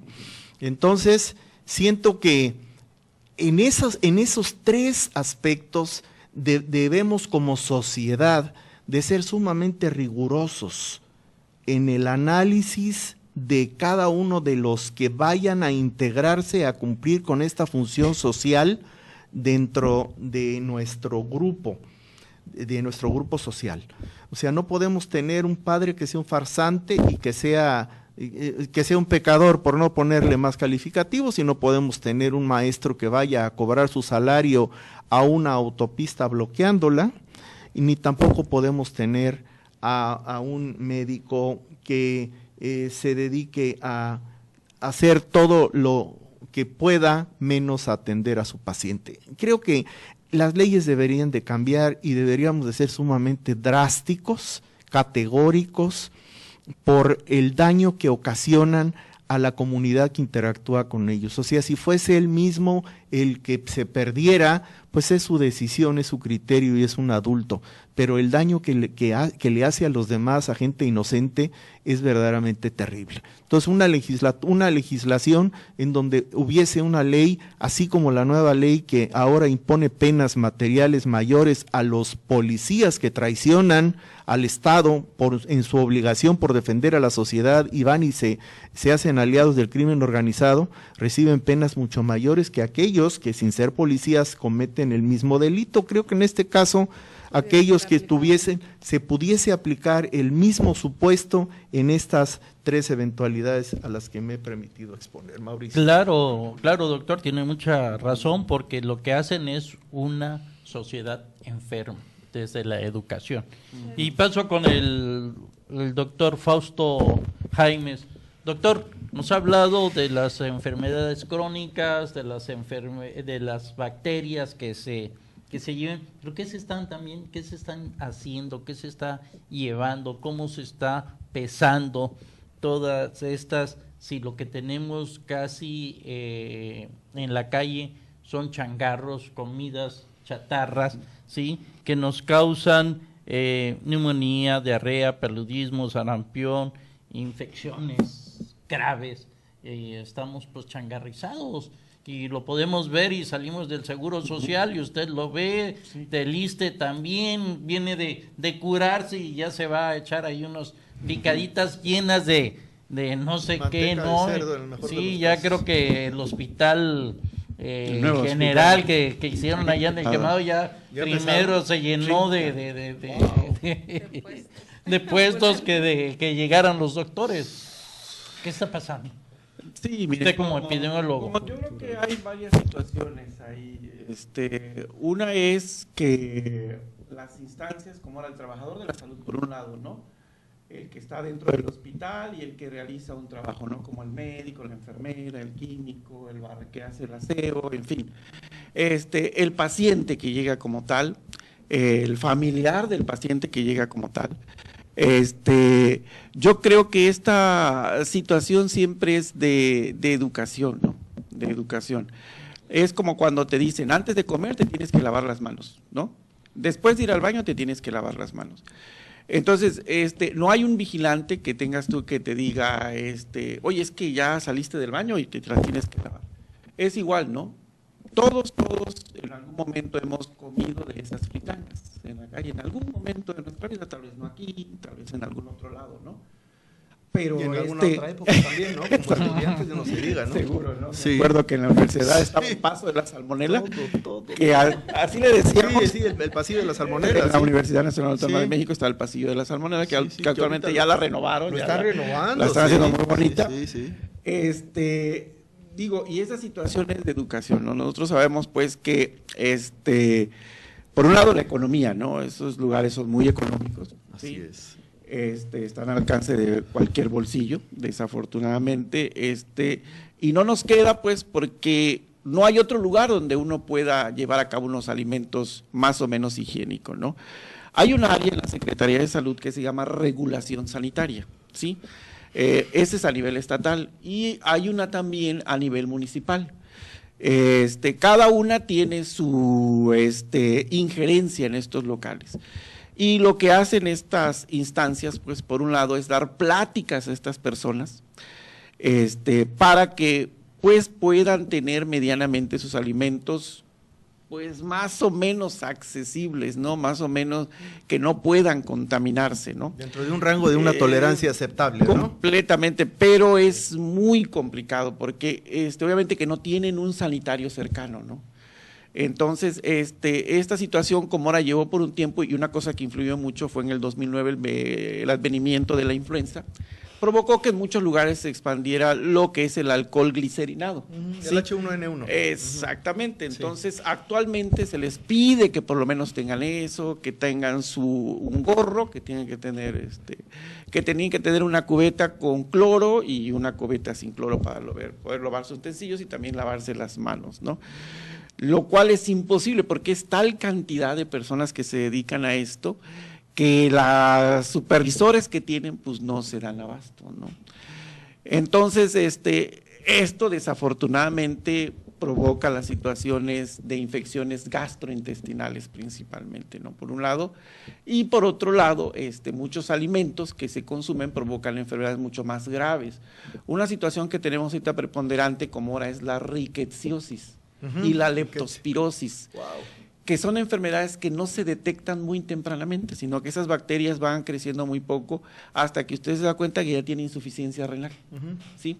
O que ya se dio cuenta que tiene problemas cardíacos provocados por este tipo de bacterias o hepáticos, ¿no? Como la hepatitis C se transmite a través de los alimentos, ¿no? Porque es un virus fecal oral, igual que la hepatitis A. ¿Un virus fecal oral? Fecal oral. O sea que... Ah, sí, claro, sí. Se deseca el excremento, vuela. Exactamente. Entonces, es algo muy difícil, porque por un lado es la economía de una persona, ¿no? Por otro lado es la salud de las personas. Lo que ha hecho el Estado, sí, es tratar con esas instancias como regulación sanitaria estatal y municipal, de ver que estas personas cumplan con esos tipos de requisitos, lo cual ha sido muy complicado y muy difícil, que la gente traiga su gorro, que tenga su gel antibacterial ahí, ¿no? Que por lo menos tengan su cubeta con cloro y su cubeta con agua. Y algo que también nos ha ayudado mucho es que en un tiempo en el municipio estuvo el cólera. Entonces, antes, nosotros íbamos a la primaria y tomábamos agua de la llave, tranquilamente, sin ningún problema. A la hora de hacerlo, pues se presentaban las diarreas, cuando estuvo el cólera, allá por los años 95 más o menos, que tuvimos los brotes muy importantes, ¿no? Estaba yo en el kinder. Ah, bueno, sí. Entonces todas esas enfermedades han provocado, por un lado, nos han apoyado en el aspecto que cundieran las purificadoras, sí, que cundieran las aguas envasadas, ¿no? Sí. Y por otro lado, se construyó lo que es la vacuna para evitar estas diarreas. Tanto la vacuna de la fiebre tifoidea, la vacuna de la rotavirus. Entonces, el gobierno, dice, si no le puedo entrar en la situación de que los tengo que quitar, pues tengo que entrarle con algo para poder garantizar que las personas se enfermen menos, ¿no? Sí. Entonces, la Secretaría de Salud invierte mucho dinero con estas vacunas, en la compra y sobre todo en la situación de llevarlas a toda la población. Como ahorita tenemos la Semana Nacional de Vacunación. Sí.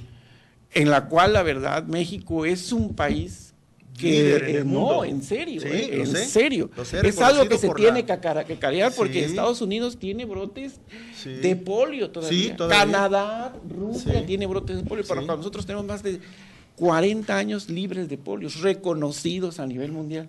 ¿Por qué? Porque todas las enfermeras en esta semana llegan hasta el último recóndito, y no importa ahorita que esté lo de la violencia, no importa que ahorita esté, ellas llegan hasta última casa a vacunar a ese niño y a ese adulto que le faltan las dosis.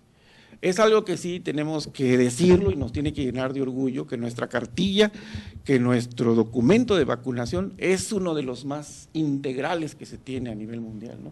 Y eso ha provocado que no tengamos niños con polio, Sí. que haya menos niños con diarreas, que puedan vivir más tiempo, con el toxoide tetánico, con la difteria, la tosferina, el tétano.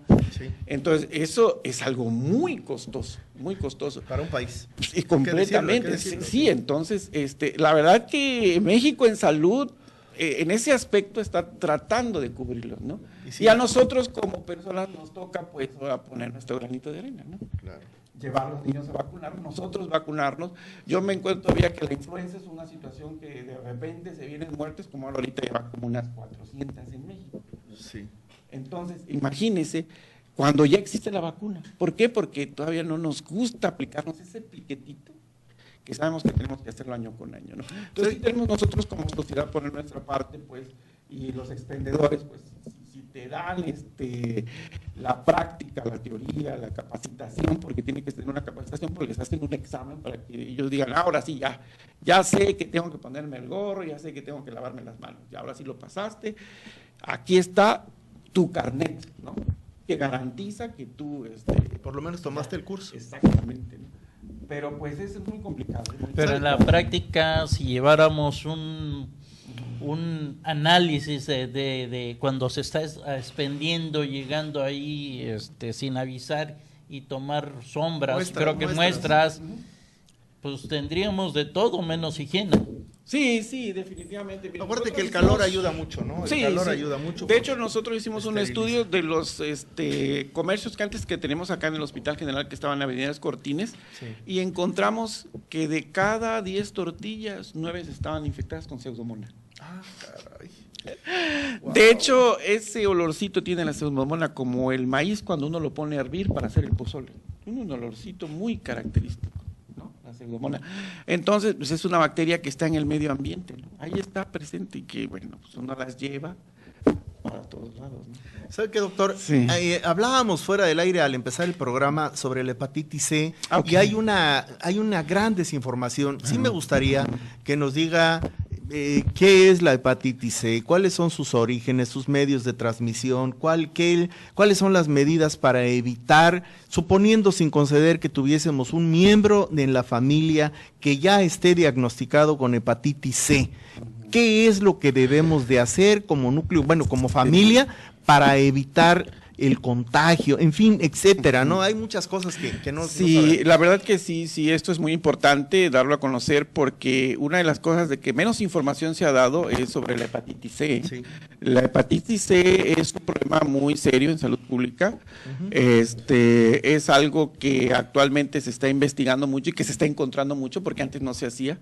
Antes no había los centros de detección como ahora en las instituciones como el IMSS, el ISSSTE, la Secretaría pone sus módulos, va uno, cuando se va a hacer la muestra del azúcar, de la glicemia, Sí, la glicemia. ajá, va uno, le toman y aparece el registro si ya ha tenido o tiene hepatitis A, B y C.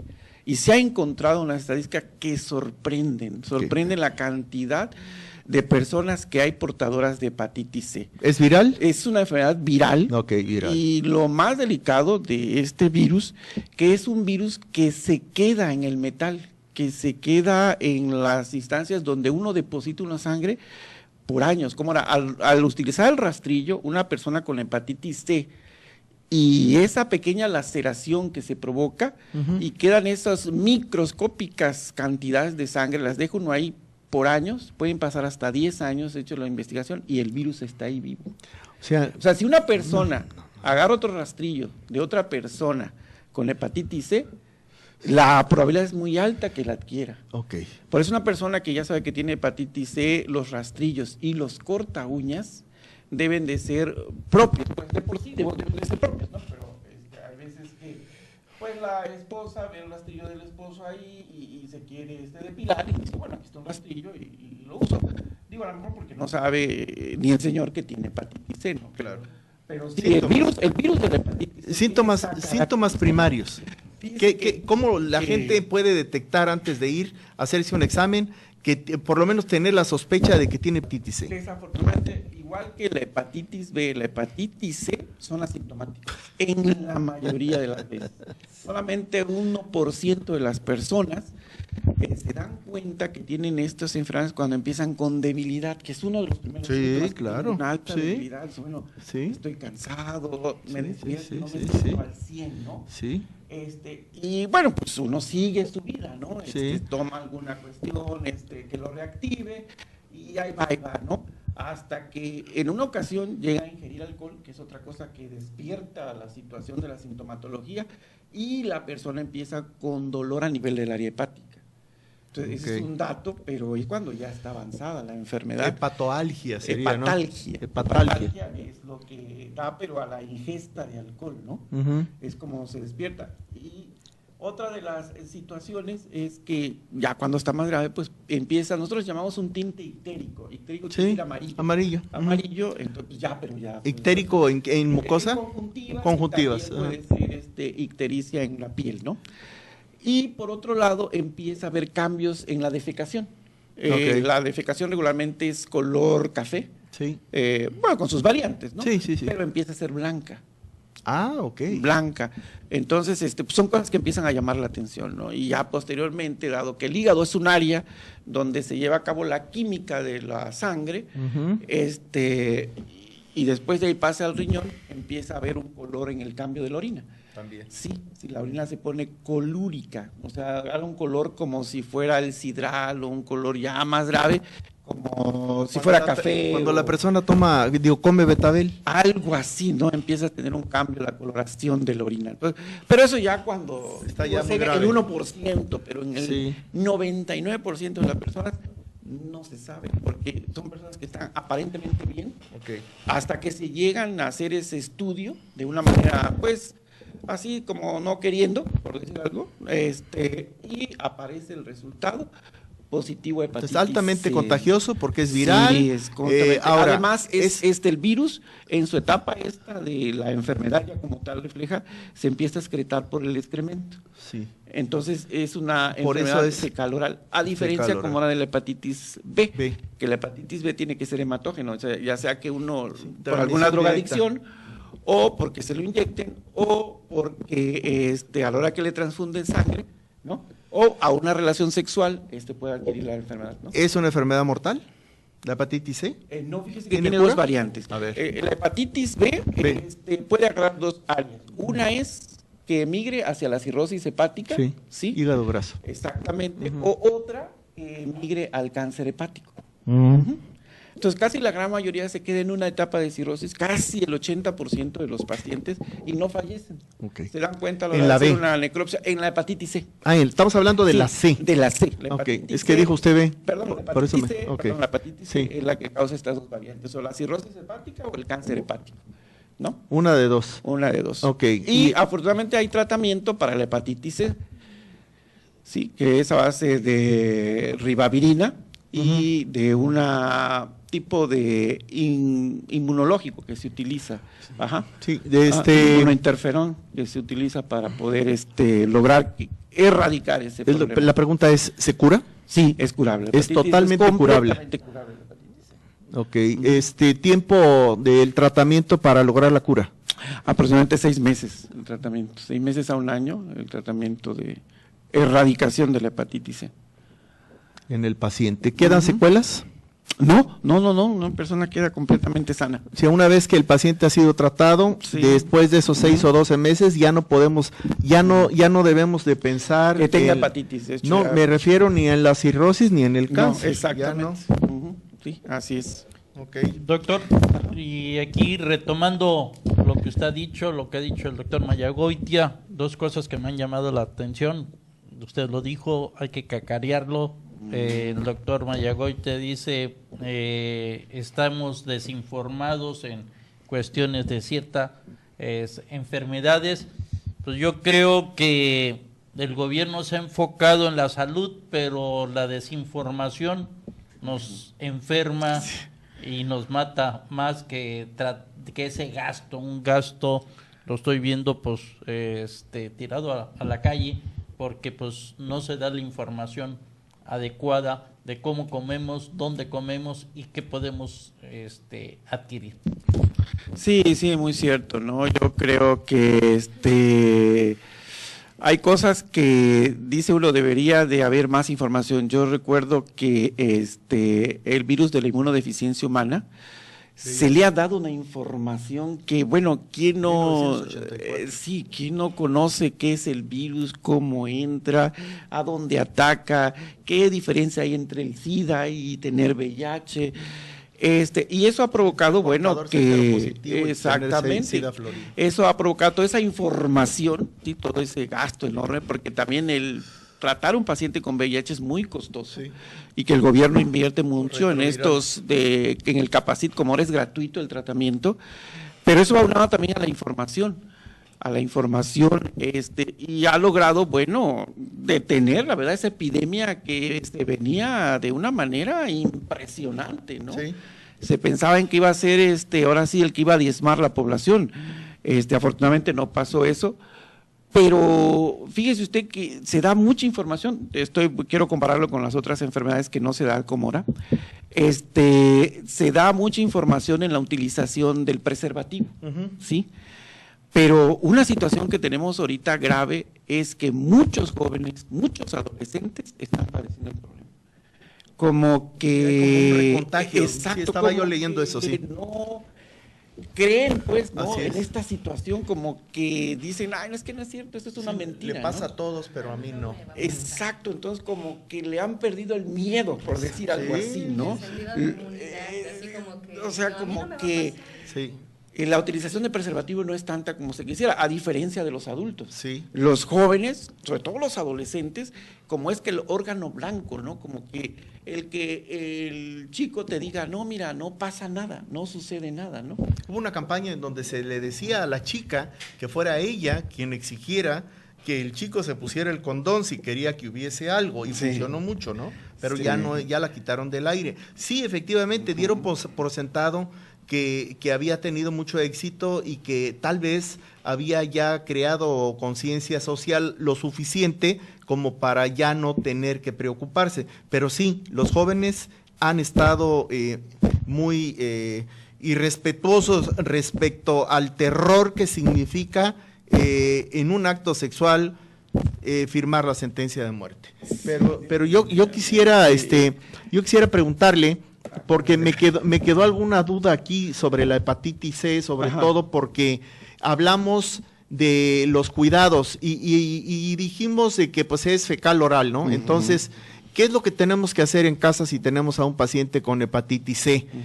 Tenemos que tener nuestros propios, hasta podemos exagerar, tener nuestro plato, nuestros cubiertos, pero si es un miembro de la familia se va a acercar a darnos afecto, nos va a abrazar, ¿qué les podemos dar un beso? ¿Podemos dejar que nos den un beso o no? Porque podemos contagiarnos por ese medio. Ahora, si compartimos la misma habitación, vamos a tener que respirar el mismo aire y obviamente vamos a tener que respirar también heces fecales. Sabemos que cuando se le jala al baño, gran cantidad del excremento vuela por el aire y la persona que viene tras de nosotros respira todo eso porque no estamos acostumbrados a bajar la tapadera antes de jalar.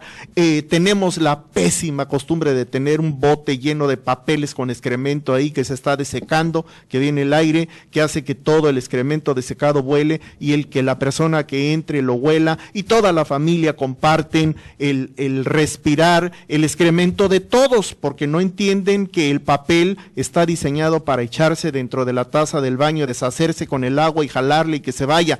O sea, hay toda una falta de comunicación, de enseñanza y sobre todo una cultura del cuidado del papel de baño, ¿no? Así como si realmente viviésemos con los excusados tapados, ¿no?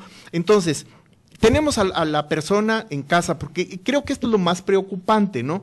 Porque la eventualidad de toparnos con un paciente con hepatitis C y contagiarnos, en la eventualidad de encontrárnoslo en un medio de transporte, en un taxi, en algún lugar, pues no exige realmente un riesgo tan alto como sí vivir cotidianamente con él. Entonces sí me gustaría que fuese usted muy específico sobre sí lo que es seguro hacer y lo que es muy riesgoso hacer para evitar el contagio de la hepatitis C. Por favor, doctor. Sí, yo considero que una de las situaciones que debe de quedar muy claro es que no existe la generación espontánea, así como en aquellos tiempos del siglo XIX.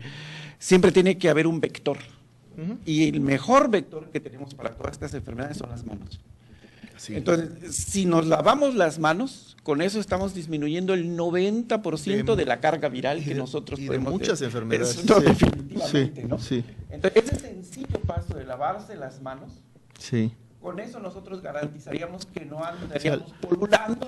Lávese las manos todas las veces que pueda, nunca va a ser demasiado, y siempre va a ser por su bien. Debe ser un mínimo de 200 veces al día. Sí, y hay veces que son... Digo, sin ser obsesivo compulsivo, ¿verdad? No, y hay una cierta forma de que nos dice cómo nos debemos de lavar las manos. Sí, de hecho nosotros conocemos entrar a quirófano. Exacto, sí, ¿no? Entonces, con eso garantizaríamos, y bueno, la situación es que hay mucha gente que lo hace antes, que es en el retrete está la perita, la palanquita, que uno utiliza a veces antes de. Entonces, eso es simplemente con una de estas toallitas que hay impregnadas de cloro, le pasa uno ahí, y también a las llaves, pues, que uno utiliza cuando hay un paciente con hepatitis. Sí, estamos hablando de un paciente con hepatitis en el núcleo familiar, ¿no? Sí. Porque yo recuerdo muy bien que igual pues cuando empezó esto del VIH y todas estas situaciones, todo el mundo le tenía temor y miedo, ¿no? Porque no sabía qué tenía. Realmente cuando uno le llega a un paciente no sabe uno qué trae. Sí. Llega el paciente accidentado y uno tiene que entrarle. Sí. Pero la forma en que yo les decía, garantizaba, bueno, ¿y dónde está tu cubreboca? ¿Dónde están tus guantes? Lo único que porque, las enfermeras son tan valientes que lo que quieren es salvar una vida. Entonces llegan y como va a ponerle la solución, ¿no? Es el condón de las manos, Exacto. el guante, ¿verdad? Y Sí. el cubreboca es el condón de la nariz y la boca. O sea, tenemos que pensarlo de esa Bueno, manera. hablando del área médica, pero entre nosotros, lo que es la sociedad, lo que tenemos que hacer, teniendo paciente con hepatitis C, es el lavado de manos y procurar limpiar con alcohol esas cositas que luego nosotros no utilizamos sin lavarnos las manos, o sea, en la puerta, a la hora de entrar, a la hora de salir. Pero si uno se lava las manos antes de hacer todo ese proceso, no va a haber ningún problema en la transmisión. No se transmite por el beso ni por el abrazo. La hepatitis C, hablando, ya se ha comprobado que no se transmite sexualmente. Ok. Que tiene que ser que una persona agarre excremento y se la dé de comer a otra persona, ¿no? Solamente. Que le diga, ya fui al baño y ahora cómele de mi taquito, ¿no? Y no se lavó la mano, ¿no? Así es. Solamente. Solamente es la única Ya. cosa. Solamente. Si se da el beso polaco, sí. No, tampoco. Ah, sí, no, ese no sé cuál sea. Pero me imagino cuál ha de ser y sí, ese sí, claro. Bueno, creo que estamos ya terminando, nos quedan 5 minutos. Me ¿Le gustaría... dicen francés también? Sí. Sí, me ¿El gusta- beso negro? Es el beso negro. me gusta- Ese sí, está directito, ¿no?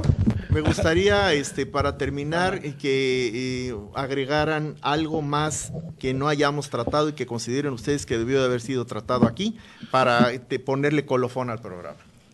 Bueno, de mi parte, en el área epidemiológica, yo considero que una de las situaciones que hemos dejado por un lado y que para nosotros es muy inquietante es la violencia contra las mujeres. Yo la verdad estaba escuchando el otro día a Médicos Sin Fronteras, que son médicos que están aquí en nuestras áreas más difíciles, como es Zapata, Renacimiento, Jardines, Pie de la Cuesta. Es donde van los Médicos Sin Fronteras, que son gente que vienen de otros países a dar ese tipo de servicio, y me sorprendieron las estadísticas que nos presentaron, ¿no? Donde nuestro municipio, del número de mujeres que tenemos o que las estadísticas que ellos tienen, el 60% de las mujeres han sido violentadas, ¿no? Y el 100% así, siempre está un familiar dentro de esa violencia que le dan a las mujeres. Yo creo que esto sí es algo que es muy inquietante y que, bueno, las estadísticas las vemos a cada rato, las defunciones que hay de mujeres que han sido ultrajadas y violentadas, y es algo que tal vez no tomamos aquí, que a lo mejor la tuberculosis, el VIH, la riqueciosis, las leptospiras, la pseudomonas, la Klebsiella, pues ahí está, ¿no? Pero una mujer que deja de estar en su casa por esta situación de la violencia, que ya no está, que falleció desafortunadamente, pues es algo que nos debe de doler y lacerar, ¿no? Y nos debe de lastimar mucho que esté sucediendo, ¿no? La violencia que se está dando en las mujeres, ¿no? Ahora, en estos últimos tiempos, ¿no? Bien. Psicóloga, por favor. Pues va muy de la mano Ok. con lo que menciona el doctor. El no naturalizar la violencia, no verlo como un estilo de vida.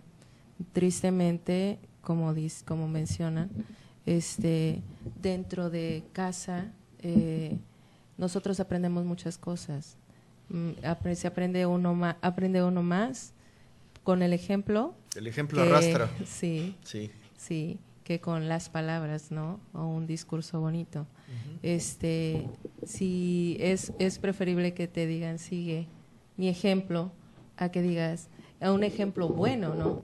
A que digan, no sigas mi ejemplo, o sea, ¿cómo? No me puedes decir que no. Imposible. El no naturalizar la violencia para que no se siga reproduciendo, porque lo que nosotros vemos reflejado en la sociedad tiene que ver muchas veces con lo que está sucediendo en casa. Aquellas personas que son violentadas, que son violentadoras, son porque han sido violentadas y es lo que han aprendido, y es un efecto espejo, ¿no? Van y lo reflejan afuera. Pues, Multiplicador. así es. Efecto así multiplicador. Habrá que ver qué es lo que está sucediendo detrás de aquella persona que es una persona violentadora. Quizás viva en un ambiente dentro de casa que también es un ambiente violento, ¿no? Sí, podemos encontrar razones, pero no justificaciones. Así es, claro. Claro, Y es lo que tenemos que evitar, así es. que suceda. Tomando en Me cuenta queda- que hagan todo lo que se tiene que hacer. Me Mauricio. queda claro que casi 120 minutos estar aquí hablando, todavía nos quedaron muchas cosas en el tintero. Sí. Y bueno, pues lo trataremos de abordar en otro En un otro futuro tema. programa en donde nos gustaría que nos acompañe nuevamente. Yo quisiera agradecerle a la psicóloga Mayra Aiden Galeana Nolasco, su compañía la tarde de hoy, al doctor Fausto Jaimes Domínguez, epidemiólogo también, que nos haya acompañado y que nos haya aportado todo esto. A nombre de Mauricio García y del mío propio, yo le agradezco más a usted que nos ha hecho el favor de regalarnos su mirada. Lo invito a que nos acompañe una vez más el próximo martes a las 18:06 de la tarde en otro programa de Libre Opinión. Hasta entonces, que tengan usted una magnífica semana. tvacapulco.com presentó Libre Opinión, foro de expresión sin ataduras, con la visión siempre veraz del ciudadano.